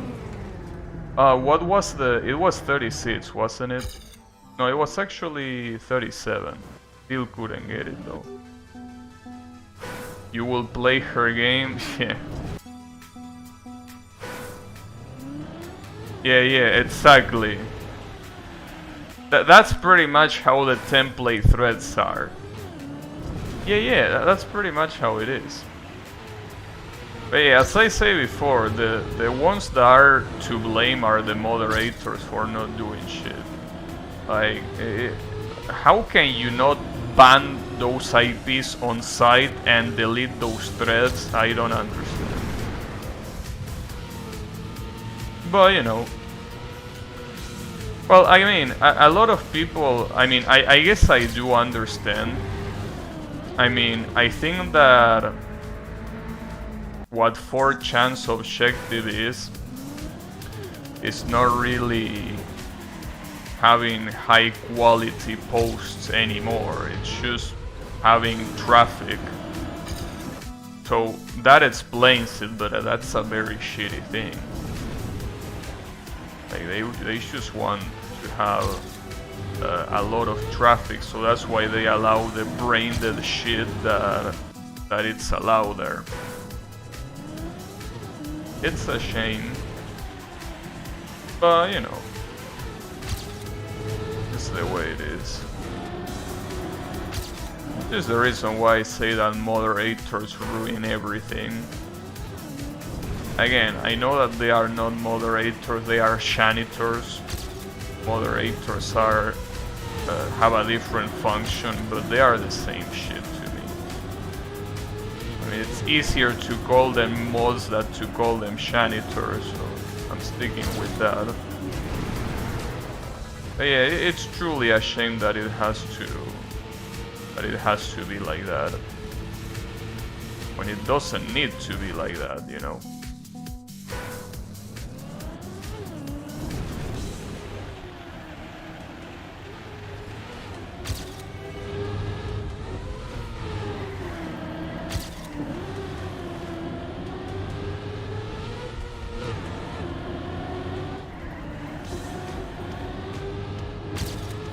Okay. So the only thing that I need to do is somehow do the last corner fast. But I have no idea how. You enter it in such a shitty ass angle. Like, I'm pretty sure you're supposed to go to the left first, but it's super hard. But I know I can do it, that's the thing. Just that I need to do it, obviously.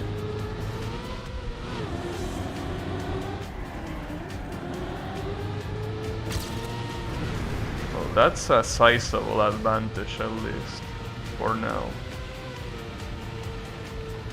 The problem is that those fucking columns are there. Oh, that will work?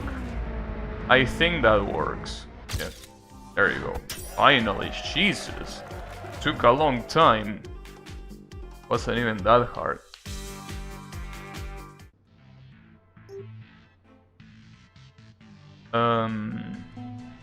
Let's see what this one is gonna be.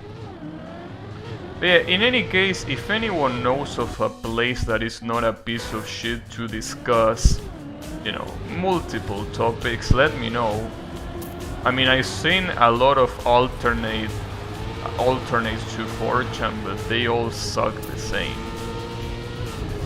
Either because they have the same low quality shit, or because they don't have people. So, you know. I mean, the funny thing is that lately I feel that even Reddit is way more usable than 4chan. We're talking about the piece of shit that is Reddit.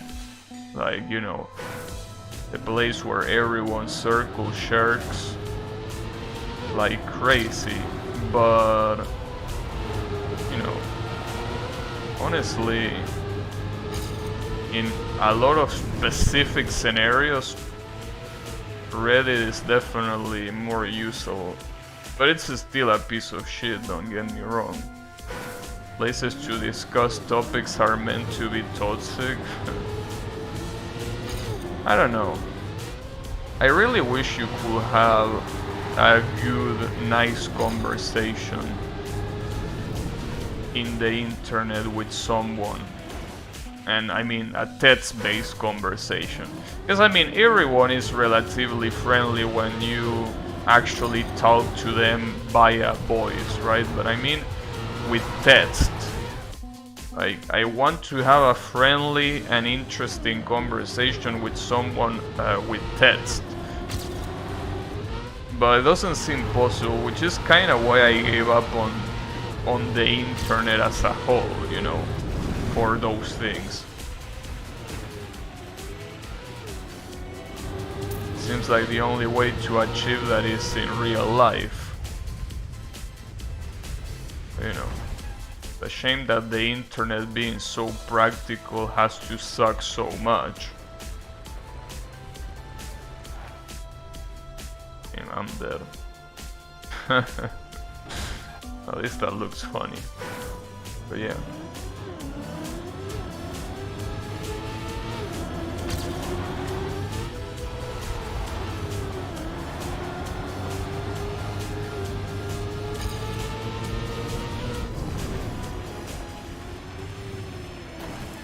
Damn it.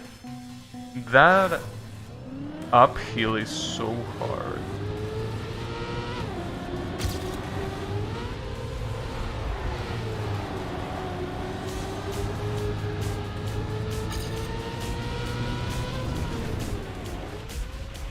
Problem is that if you don't turn fast enough, that happens. You get lunch. You don't want to get lunch.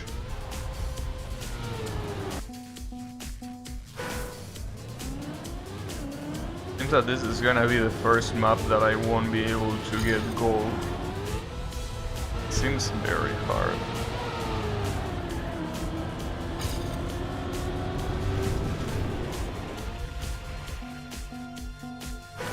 I still try to find such place where people aren't spitting on each other and discuss calmly while staying anonymous and with free speech, of course, but I'm giving up on that idea. Yeah, I don't think there's any place that exists like that. I don't think that's possible.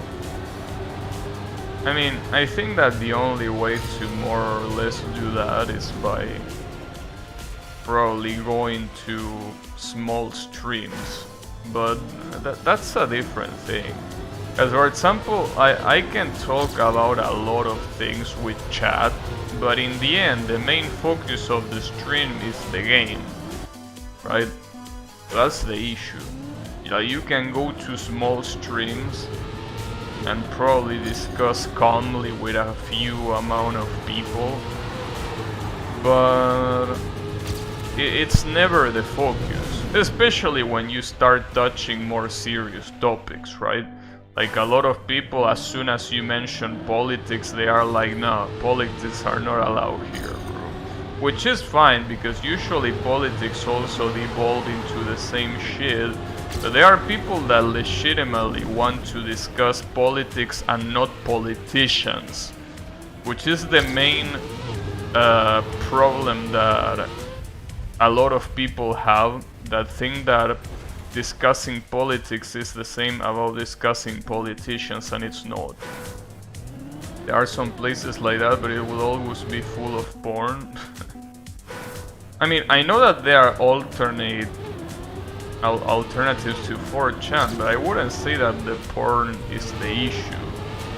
I would say that the issue is that it either suffers from the same shit as 4chan, or it has no people in it. That's the issue. How the fuck does this guy jump so fucking high? How are you supposed to do that? Politicians are the reason we talk about politics? No. Politics is a very natural concept. It doesn't need of politicians to talk about them. You talk about politics because we usually care about the way a country is going or not. Politicians are just the people that are supposed to execute those politics. But you can talk about politics without mentioning a single politician, and more importantly, you could talk about politics even if politicians did not exist. Obviously, at that point we will be living in an anarchy probably. But the point is that, yeah, politicians are not needed to talk about politics. They are something that is natural. The same way you don't need to talk about, you don't need philosophers to talk about philosophy. The same way you don't need, like, to have Ed's profession to talk about Ed's thing. You're talking about conceptual things. It applies in a lot of other areas too. I mean, you could talk about sports, the concept of sports, without mentioning a single person that is into sports. Or even without mentioning a single sport. You could talk about sports just for the athletic value it has.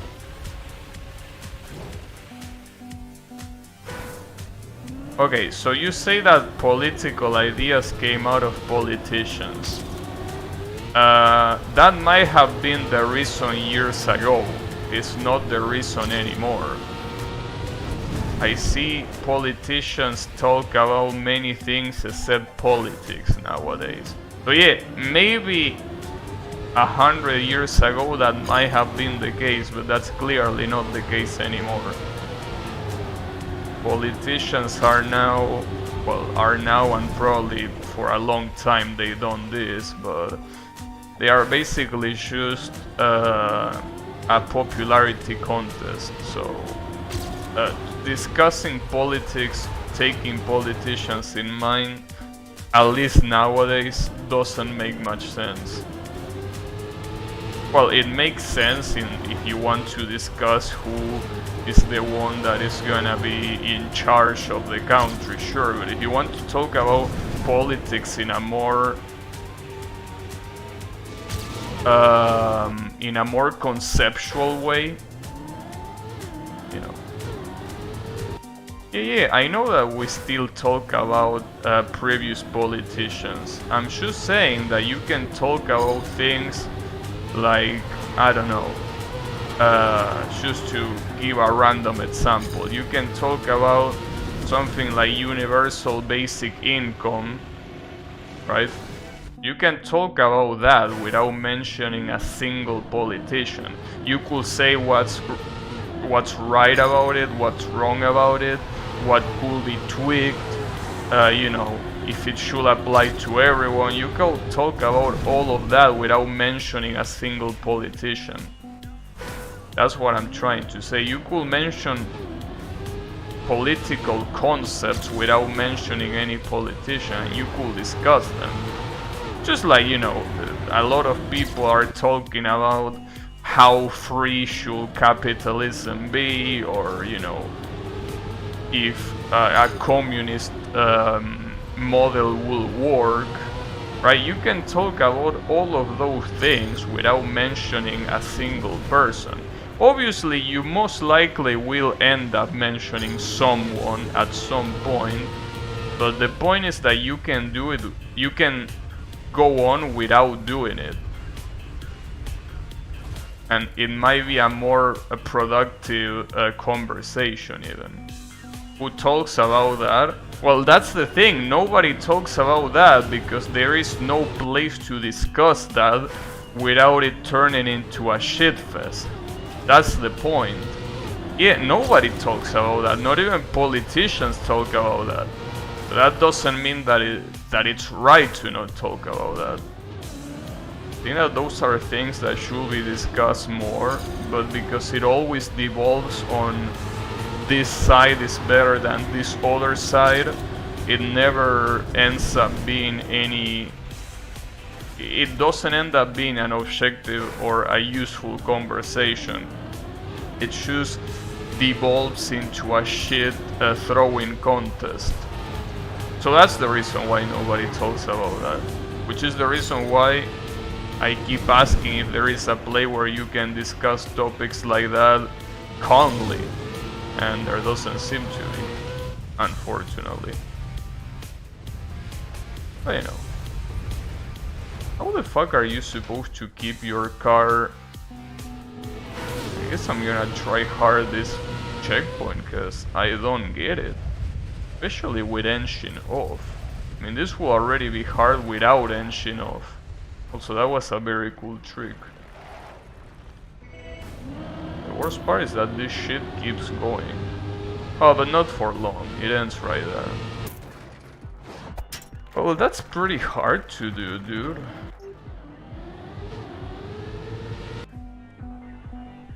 I mean, I was able to finish that because I did a fucking trick that I didn't even do on purpose, so I have no idea how to do this level. That jump is incredibly hard to do. I mean, not to mention that to get there you need to have enough speed so you don't die before that, but...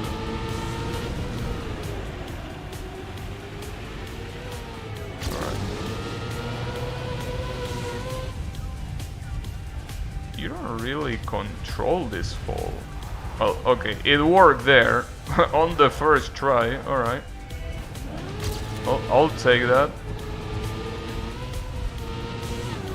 Well, I can do it fast. Team Oath or Metal! Alright. Jesus. I wasn't expecting to get gold, much less Oath or Metal, but give it to me.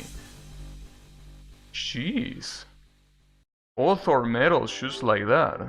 Give it to me. Give it. That was pretty cool. Yeah, that was nice. Really unexpected.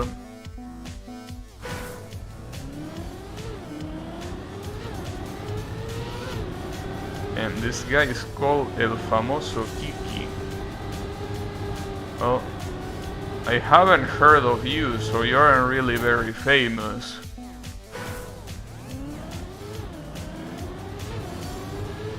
You really aren't that famous, are you?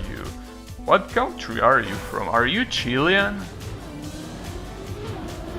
I want to see the flag. It has the Chilean colors at least. But I want to see more closely. I can see the acronym, sadly. I want to see it, but I cannot. Well, I mean, the acronym is at the sides of the car, just the same way you can see ARG in my car on the left and the right side. I want to know what it says on his car. Oh, it's French. It's from France. At least the flag is the French flag. Alright, well, I'm surprised that it has a name like that though. Because that name, that's a Spanish. Well, might be an immigrant that go to France. Maybe. Unless there is a Spanish-speaking country that has a flag that is very similar to France.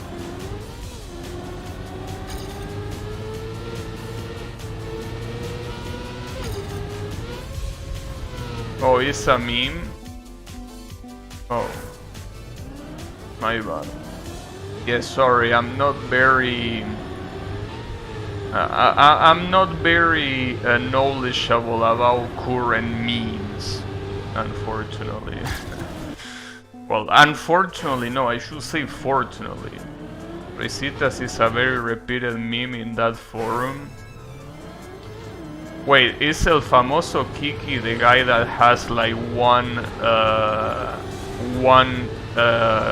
tooth? Like El Cuñao, is that the guy? Or is that a different one?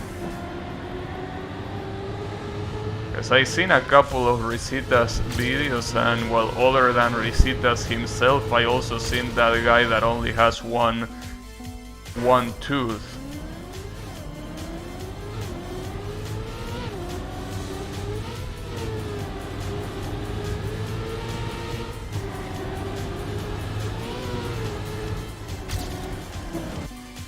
But yeah. It's pretty crazy how popular Risitas became.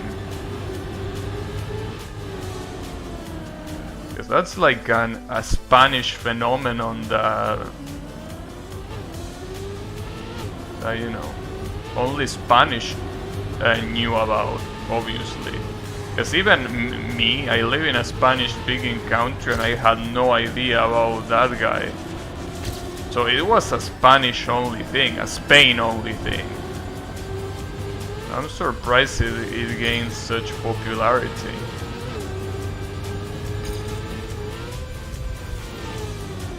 Ooh, what a fucking turn. I lost a lot of time there. It's a shame because the gold also lost a lot of time. It's one of these. Damn it, what's the fetish with those shitty ass corners? Oh yes it is, I see. But yeah.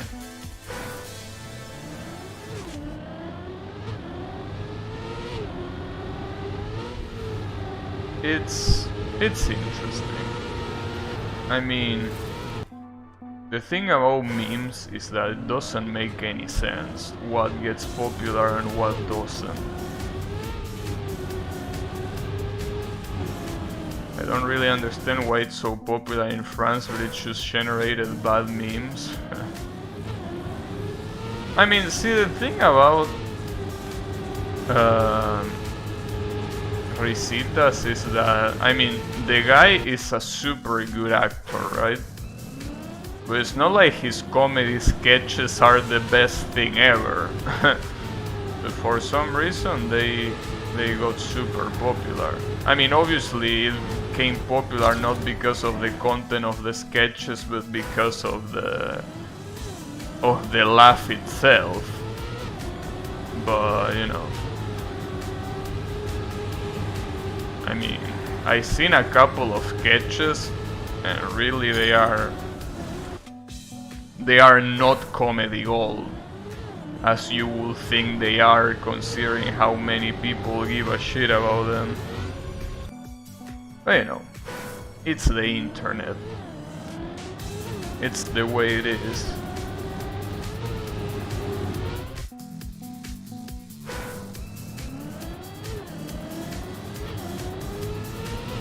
I guess it's more about, I mean, well, yeah, the whole point is not that the stories themselves are funny, but rather the way that he tells them clearly.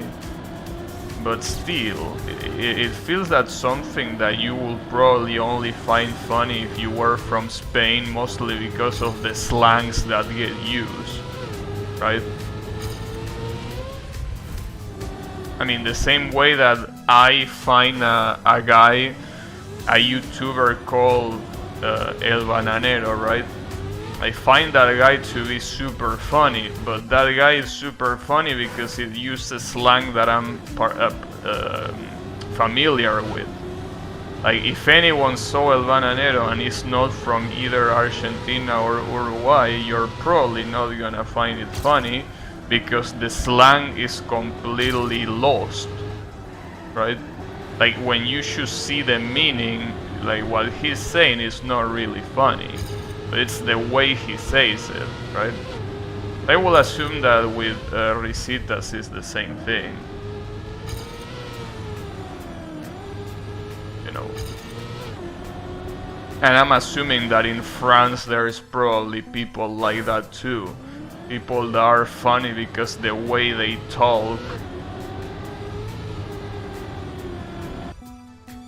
Hey Diabolo, how is it going? You don't understand what's happening? No, I was just talking about El Risitas and a lot of slang things. Also, I appreciate that you find the stream entertaining. Thanks. But yeah, no, I was basically just talking about how a lot of comedians heavily rely on slang to be funny. Which is the reason why a lot of comedies can't really translate well to other countries, right? French comedy is not that great since few decades. Well, I mean, I don't mean... So here's the thing, obviously the guy that I mentioned, El Bananero, is not like it's a famous comedian. He's just a YouTuber that does videos, right? I mean, yeah, he's popular in the internet, but it's not like he is, I don't know, a professional comedian, right? It doesn't have to be someone that is famous or considered a professional by many. I mean just someone that does comedy using French slang. Like, you can probably find that funny, while when I see a translation, wouldn't find it funny. So that's the funny thing, because here we're talking about translations, but in this case, in Spain's case, I understand what Risita say, but the slang that he uses is obviously not something that I will use. So there are obviously a lot of words that people from Spain will find funny, while I'm just like, you know, whatever, right? That he decided to use one word. What is to be professional?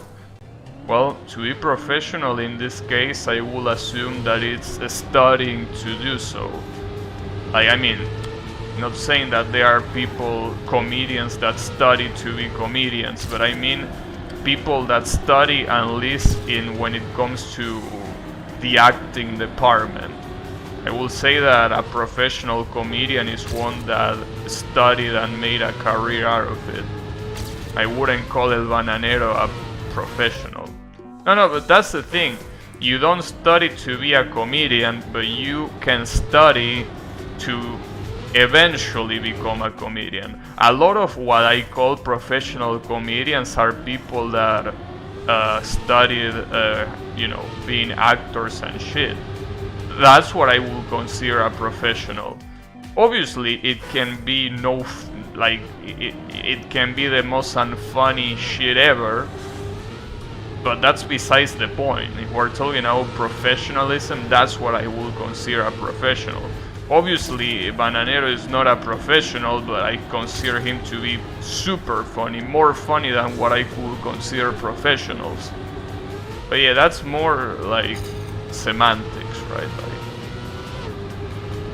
not a very serious word to use in this particular topic.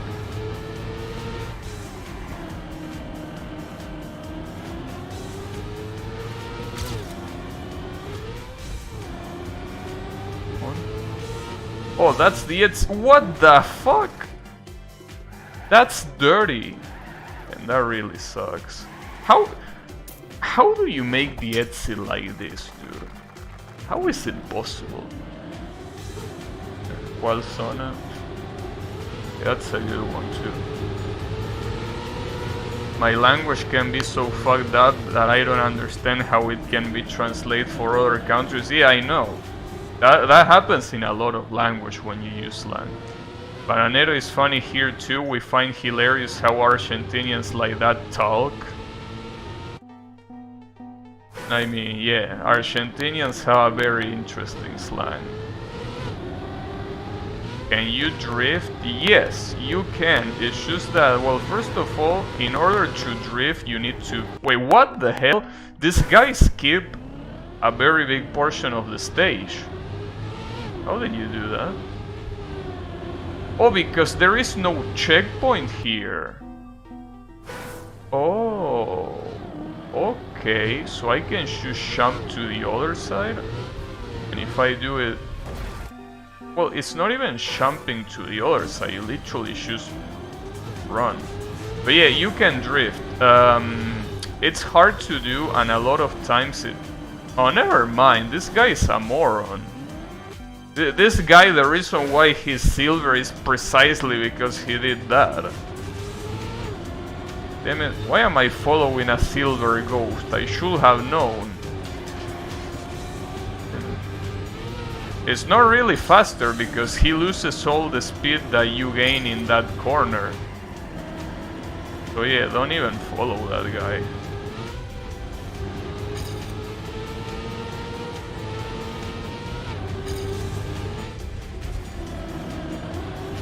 I kinda wanna try to show you what a drift is, but I don't know how I could show it to you without it looking super shitty. I can definitely show you a very scuffed drift, but you're gonna look at that and gonna be like, what's the point of this? That's because I don't really know how to drift well enough. I think I can get 48, but I need to not fuck up in a lot of places. But yeah, here. This is what you do. Well, the problem is that in grass is harder, but... let me find an asphalt part so I can show you the drift. I will also need high speed, so it looks good. But yeah, it's rough to do, and also... Yeah, I don't really know how to do it very well. But yeah, more or less that is how you start a drift. You can extend it, but I don't know how. Or rather, I don't know how to make it useful. But yeah, you can drift, well, especially if you are in dirt. If instead of asphalt you are running in dirt, drifting is pretty much the default. You don't really turn like you do in asphalt, you just drift through the dirt. And well, ice is obviously way worse, right? That exaggerated accent or whatever it's called. Well, see, the funny thing is that the accent is not even exaggerated. Like, what Bananero exaggerates is not the accent itself, it's the insults. Like, he's incredibly, you know, nobody will constantly talk like that in real life because of how many bad words you are using. But the accent is actually not exaggerated. That's how someone talks. That's how Argentinian and some Uruguayan people talk. But yeah. The only exaggerated thing is how much of a degenerate the character is. Well, the character, I'm pretty sure he himself is a pretty big degenerate too. But yeah, that's the only exaggerated thing. I can guarantee you that the speech itself is not exaggerated in terms of accent.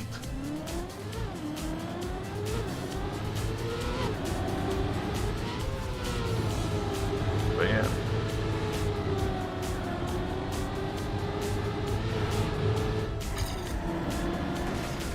And sadly, dude, I have to do so many things well in this track to get the gold that I don't think I can get the gold. Especially because Cup of the Day is about to start. Let's not forget about that.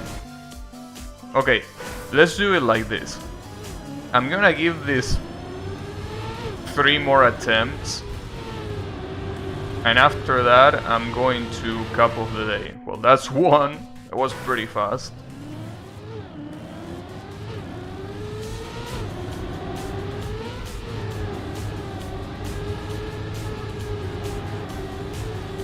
Well, that's 2. damn it.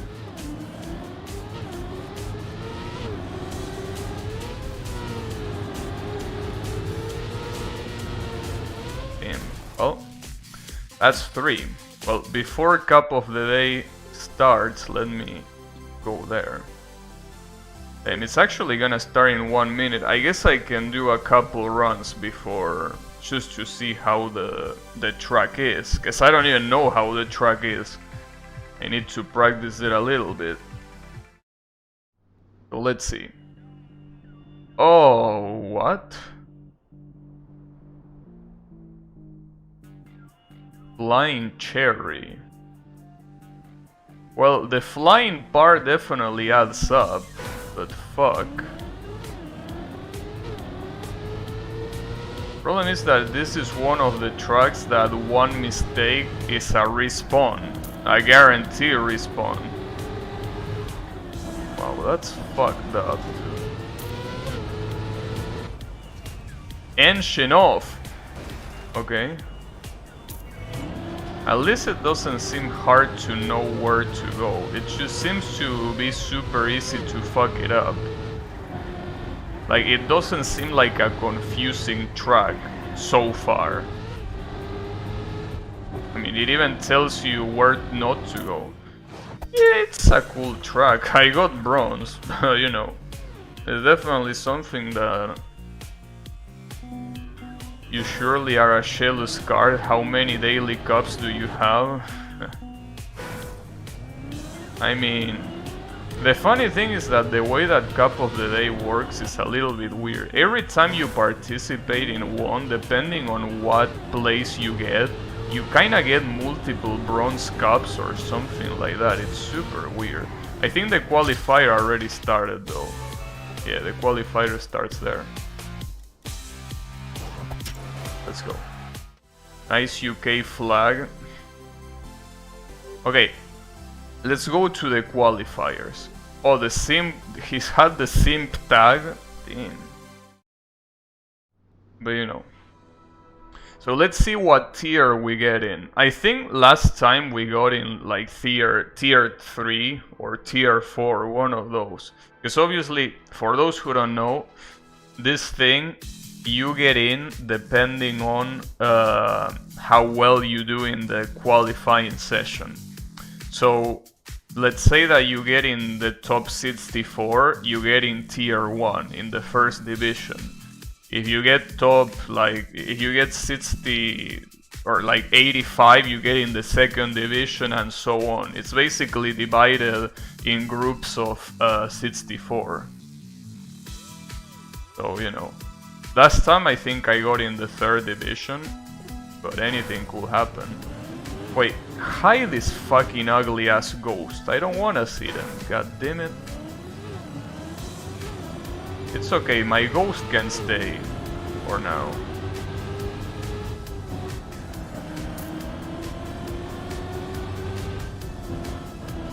See how well I can qualify.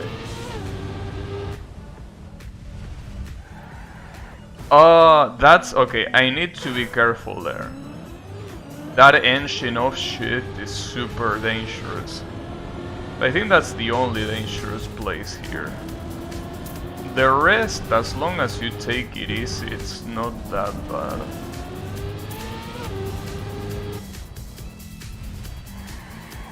Damn, that engine off, dude. Okay. So I don't think that engine off is as bad as the jump itself. In fact, I think if it wasn't for engine off, you will jump a lot further, which wouldn't be good at all. At least it's also a very short map, at least compared to the one that I played on Monday, I think. So far I'm 86. At this rate I'm probably gonna end up in the third division. There is still a lot of people that need to clock their time.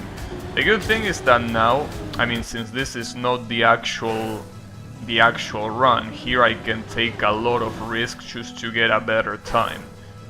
Obviously, when we get into the match itself, I need to start taking it easy and not take any risks. Well, at least not at the beginning, that is. But yeah, here I can practice going as fast as I can, since I already qualified. I mean, obviously I didn't qualify for the first division, but not like I can do that anyway, so... Damn, that's a corner that I did so much faster that time.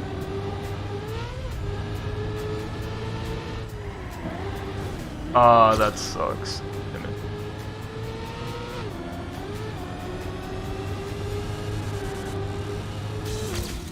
Damn, that's slightly better. I wonder if I can get gold medal. Gold medal is 36 seconds. Gold medal is 36 seconds and I'm still quite far from it. Like 3 seconds of difference, that's a very high difference. As you can see, the difference between you know, the difference in level is very big in this game. Some people are just super good here. Ah, fuck. But yeah, that's the reason why the Cup of the Day has divisions in the first place. If it didn't have divisions, it would be impossible for someone like me to even dream of winning.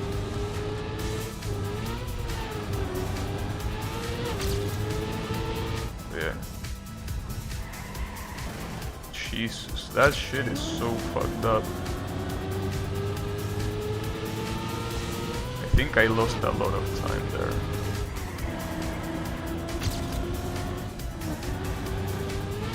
Okay. That's gonna be a better time. Oh no, are you shitting me? If I were to die there, that would be so fucked up. Like in the actual tourney, if I were to die there, man, that will be a problem.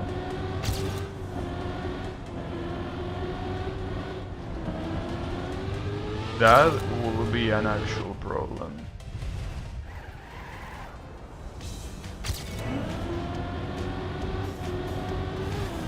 Ah, damn it. There are a lot of those kind of floors in this track, where you basically, if you step there, your car gets completely lost. It's very fucked up. I need to somehow deal with that.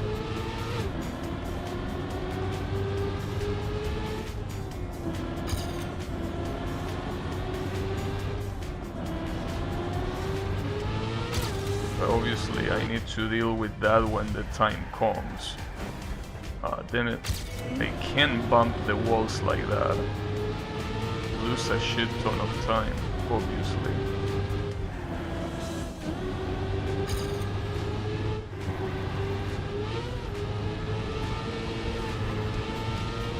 There you go. Well, that's better. I'm apparently 20 something of the division I am in, right? Well, it seems that the division I'm in is like the people that have the top scores are way better than mine. Well, the top times, I should say.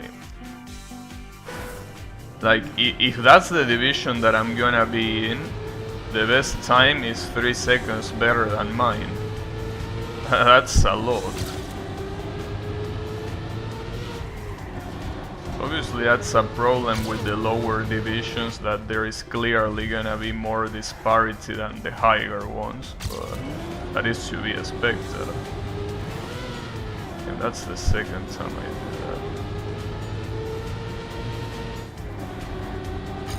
that. This is not gonna be a better time, unfortunately.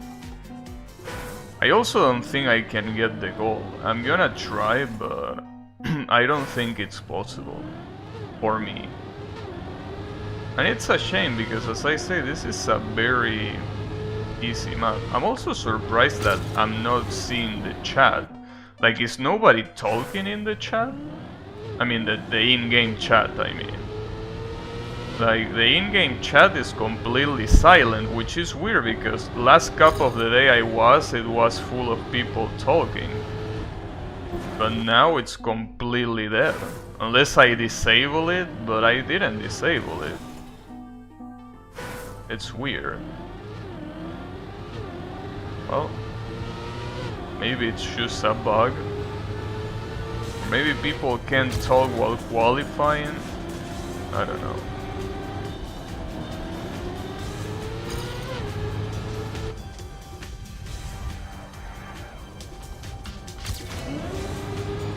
It would be nice if you were forbidden of giving tips.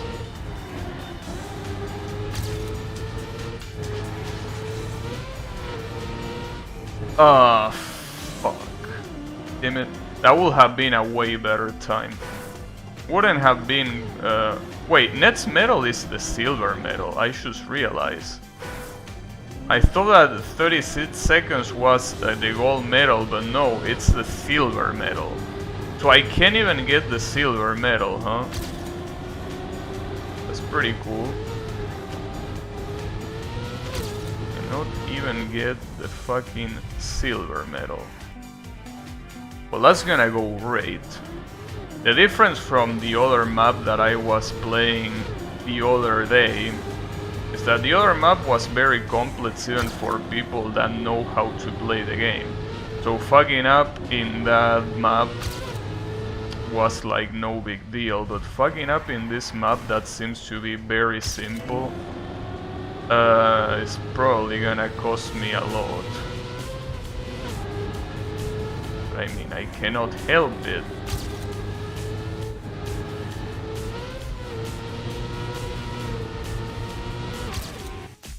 Well, at least that was a better time, but yeah. But is that really the top time? No, I think that might not be the top time of my division. That might be the top time of the room. Because 32 is basically the times that people on the top 10 are doing. So I think that's just like relatively bugged or some shit. So let's see. I mean, the real important thing is when the match starts, see how you place there in the rounds. That's what truly matters. The rest is completely irrelevant.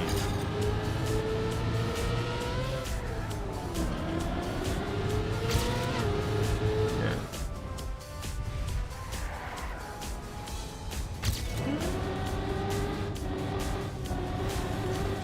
Damn it. And also, unless you really want to win, it seems that entering the lobby when the qualifying starts is the best way of doing it. Because you get a lot of time to practice. I mean, 15 minutes, I will say that it's a lot of time. Again, as long as you don't really care about taking first place, you know. Wow, did you see that shit? I wish that the game gave you points for styling like that. That was super sick. Sadly, this is not Tony Hawk. It would be nice. That styling took away some seconds from your time. Just like that.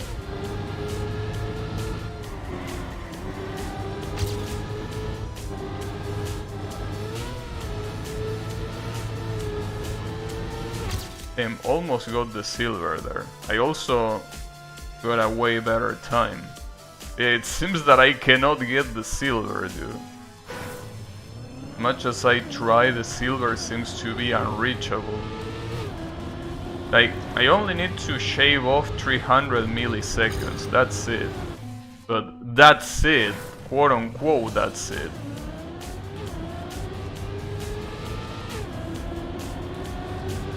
Not really it.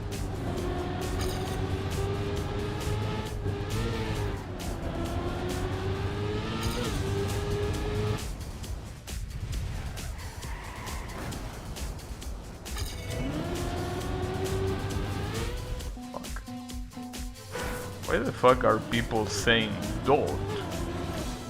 I think the chat is bugged. Well, it's alright.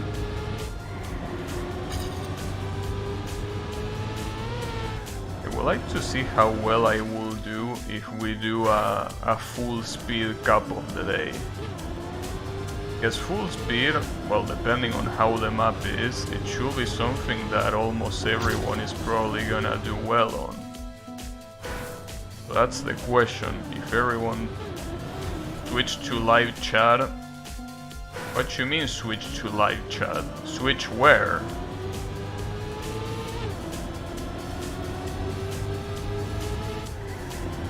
I don't see any switch.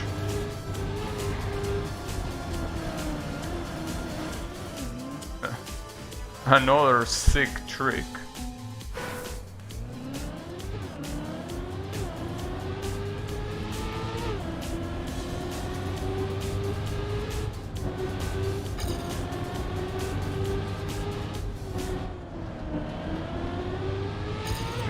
Might be in the options, but I remember being able to see the chat without any issues last time, and I didn't touch anything, so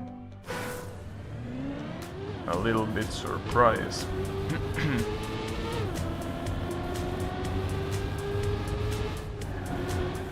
Also, I think that this time that I got, I don't think I can make it better than this. This time is super good. Well, super good for me, that is, obviously. Yeah. I think that it cannot be done any better for me.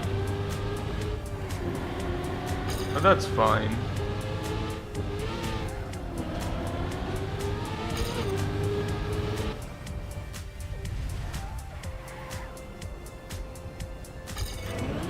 I think the secret of doing a fast time or not lies on that corner with engine off.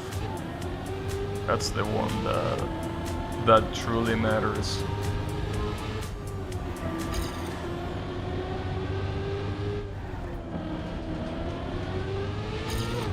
Well, I won't be able to... Oh, well, there is someone that actually talked there. So I guess people were just silent.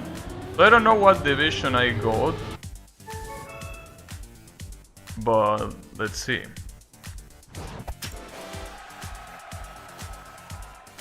Dotfi 31.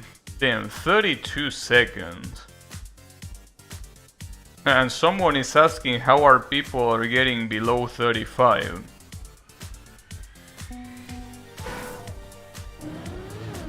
Yeah. It's a good question.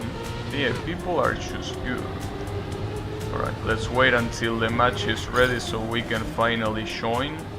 Apparently I'm around 25 like last time. No, okay, no, never mind. I shouldn't be paying attention to that. Only pay attention to when the match is actually... when the lobby is actually the match lobby.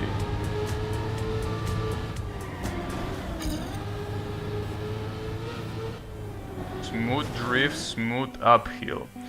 Yeah, basically, well, this is something that Kai was asking before, if drift existed in this game. Well, yeah, apparently people are drifting to do these corners. The problem is that I don't know how to do it properly. Oh, it's already done. Let's join the match. So the problem here is that I have to play slowly, because if I play fast, I'm gonna die, and we don't want that. Thankfully we can still warm up. It says match 3 of the server, so I'm assuming that this is like the 3rd division. I don't know. It might be the 3rd division. But yeah, as you can see, here you just have to take it easy. Go slow, don't hurry. Well, it's gonna be hard to remember. Okay, that's the issue. In that corner with the engine off, I have to slow down before I even get engine off.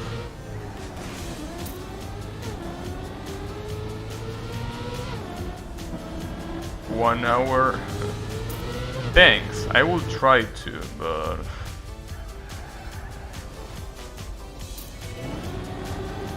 I mean, it's gonna be tough. Last time, the good thing is that I got eliminated on... I think I got 80th place or something like that. That's very good. But yeah. It all depends.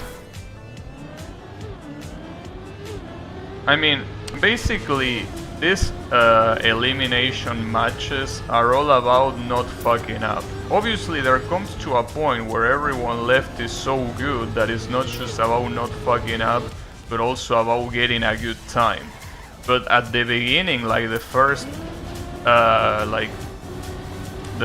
10 rounds, where 4 players are eliminated in each round, that's where you should go as slow as possible, because everyone is gonna get eliminated just by, you know, everyone is gonna get eliminated by falling from the map. So when that happens, this isn't very beginner friendly.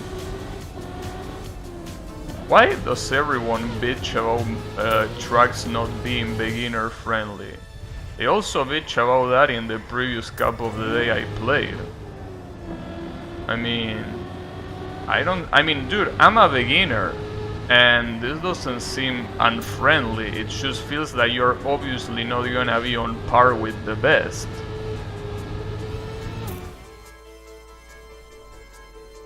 Yeah. And you should know by now that the whole point of this cup of the days is to survive the first rounds. Then obviously you're most likely gonna lose against the good players in the last rounds if you're a beginner, sure. But if you want to survive, go slow. Don't do it fast. Go slow, just try to finish without falling. That's it. Well, that's it. Obviously easier said than done. You know. Damn it. Alright. Gonna start.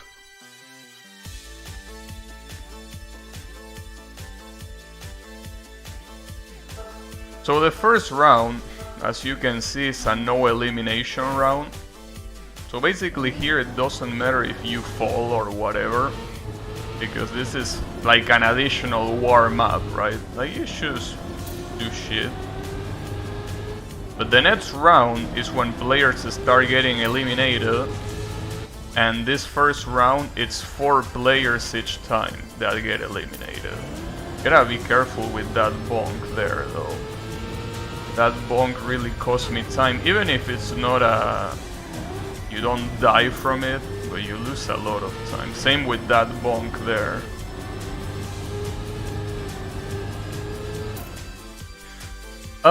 I didn't do very well. 30? Damn, there are people here doing 34 seconds, dude.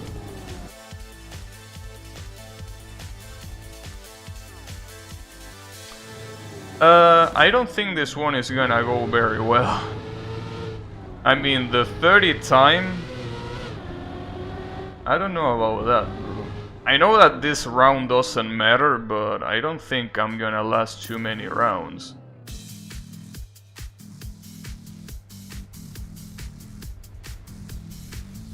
Alright. So here is the part that actually matters. Four worst times are gonna be eliminated.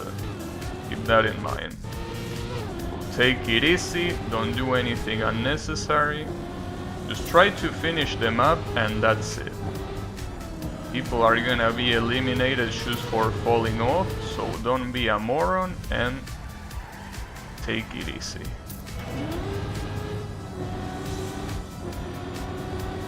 Problem is that I'm most likely gonna get eliminated before the previous cup of the day. Because going safe here, as you can see, is not very rentable. I'm 28th. Yeah, that's gonna be a problem. I'm gonna most likely gonna get eliminated on the 10th round or something like that.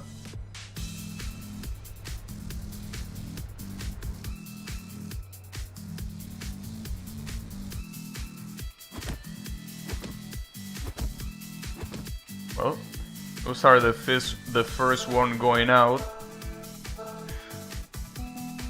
Yeah, as long as I don't fuck it up, I can definitely survive until like the 9th round or some shit like that. After that though, probably not. Damn, I will already get eliminated here if nobody else fucked up after this. I guess I really need to learn how to slide.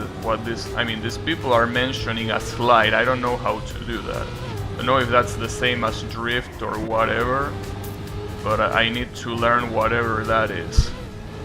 But yeah, unfortunately it seems that this cup of the day is not gonna last too long for me.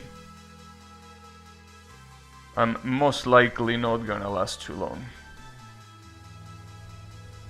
I really wish I knew what a slide is. I'm gonna Google it after this is done, just to see how people do it. But yeah, for now we can get away with doing a shitty ass time as long as we survive. Like, yeah, I think saying 9th round was very optimistic, but can definitely survive for a little bit longer at least. Yeah, a lot of people are clearly doing these corners way better than me. Fuck, I can't stop bonking that.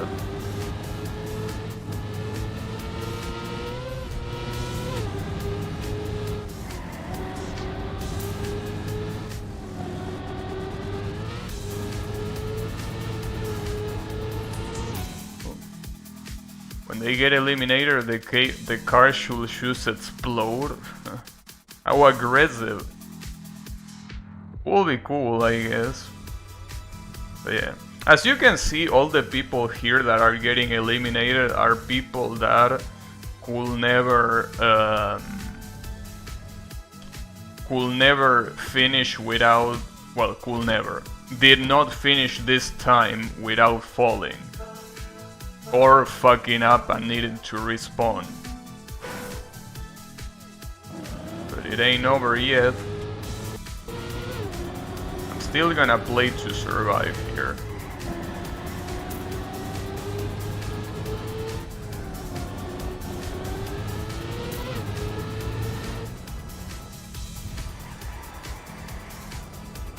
Oh, that turn was decent.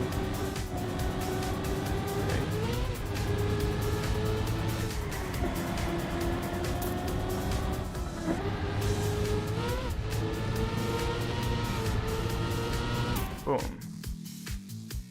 Wait, is that the silver medal? Oh, I didn't see. No, silver medal is 36 seconds. Well, see, that was a good time for my standards. That was a very good time. Yeah.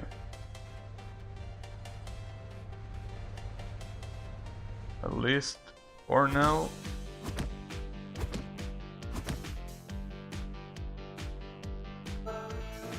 For now, we are fine.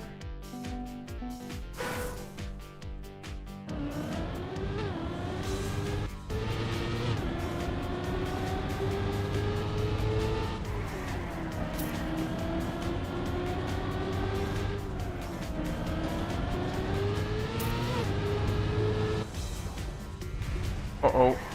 Ah, fuck me. I think that's it. Unless more people fuck up, I think I'm dead. Yeah, I'm most likely dead here. I need someone else to fuck up. If someone else fucks up, I'm saved, but I don't know.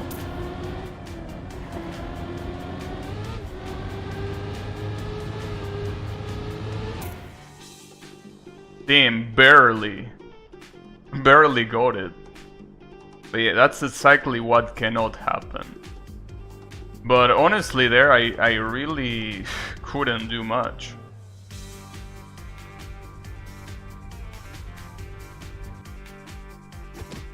Well, this shit is getting close. Question is, will I survive the first half? I don't think so. You never know until you try.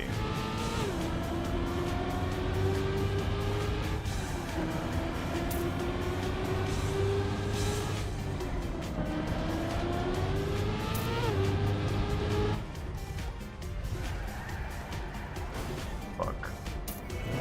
It's okay. That bonk for now is something that is acceptable. But only for now. That bonk, however, that's a little bit questionable. But it's okay. Still got it. I mean, as you can see, the people that get eliminated here are people that really fuck up. I mean, obviously in this division. When you talk about the... Oh, this is the third division, by the way, as you can see. Division 3. That's interesting. So there are people that get into way lower divisions than this. I'm surprised, because this is relatively high, I guess. So I don't know. Not sure, but there are a lot of people that say that they got into the 11th division or some shit like that, unless they are choking, obviously. Could be the case. Jesus, that corner is gonna give me a heart attack one of these days.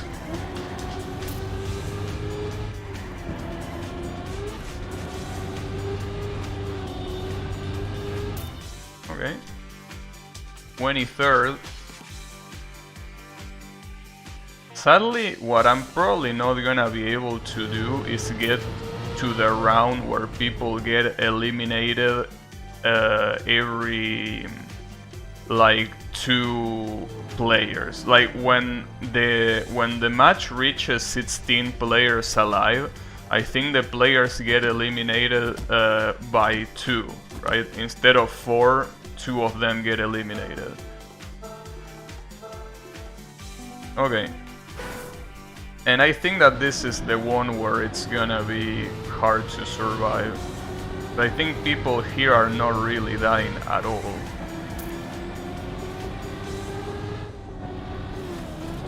Ooh, okay. Well, that's bad.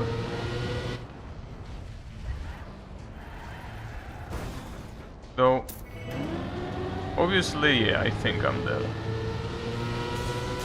Obviously here, I would have died regardless, but I really wish that the red light and the red number wasn't there, because it really makes me very nervous.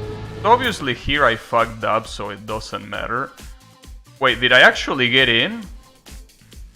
Damn, by 1 position. Wow. Alright, I got forgiven yet again. But yeah, I wish that red light wasn't there, but I don't think there is a way to disable it. Because it just makes you very, very nervous, and you start fucking up because you are like, damn, I need something better, you know? Someone's controller died in the middle of the round.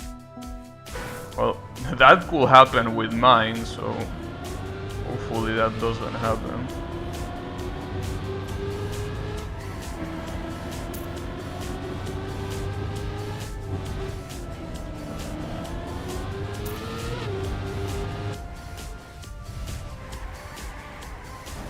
Ah, that fucking bonk. It's okay. Damn, that was a very slow corner. Oh no! Well, that's it.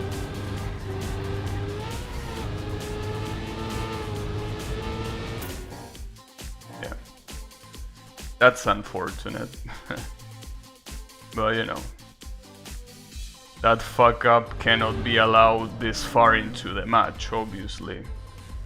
if you fuck up at this rate and you don't get eliminated, you are very lucky. But yeah, well, she's, I guess. But yeah, I need to Google how the fuck to slide, because I just don't understand. Like, there's definitely a technique that has to be used there.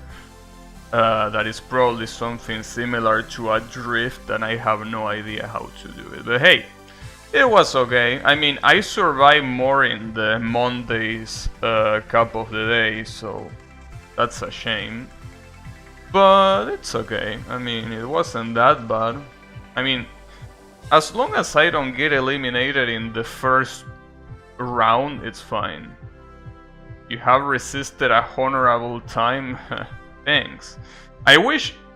I'm very disappointed because in the previous cup of the day that I played, I resisted until like in 60th place, and I would have resisted more if I haven't fucked up that one time. Like, I probably could have been top 10 in that previous cup of the day, not this one. This one, like, if I didn't get eliminated there, I probably would have gotten eliminated in the nets or the other round. But in that one, on Monday, I could have been top 10, but I fucked up and I died in like 60th place or 70th, something like that, I don't know. But you know, it was fun. Honestly, cup of the day, no matter, well, unless you fuck up on the very first round, it's always a lot of fun to play, so. But yeah, that's gonna be it for me for today. So, you know, thanks everyone a lot for watching, and I'll be seeing you on the next stream. So have a good one, everyone, and take care.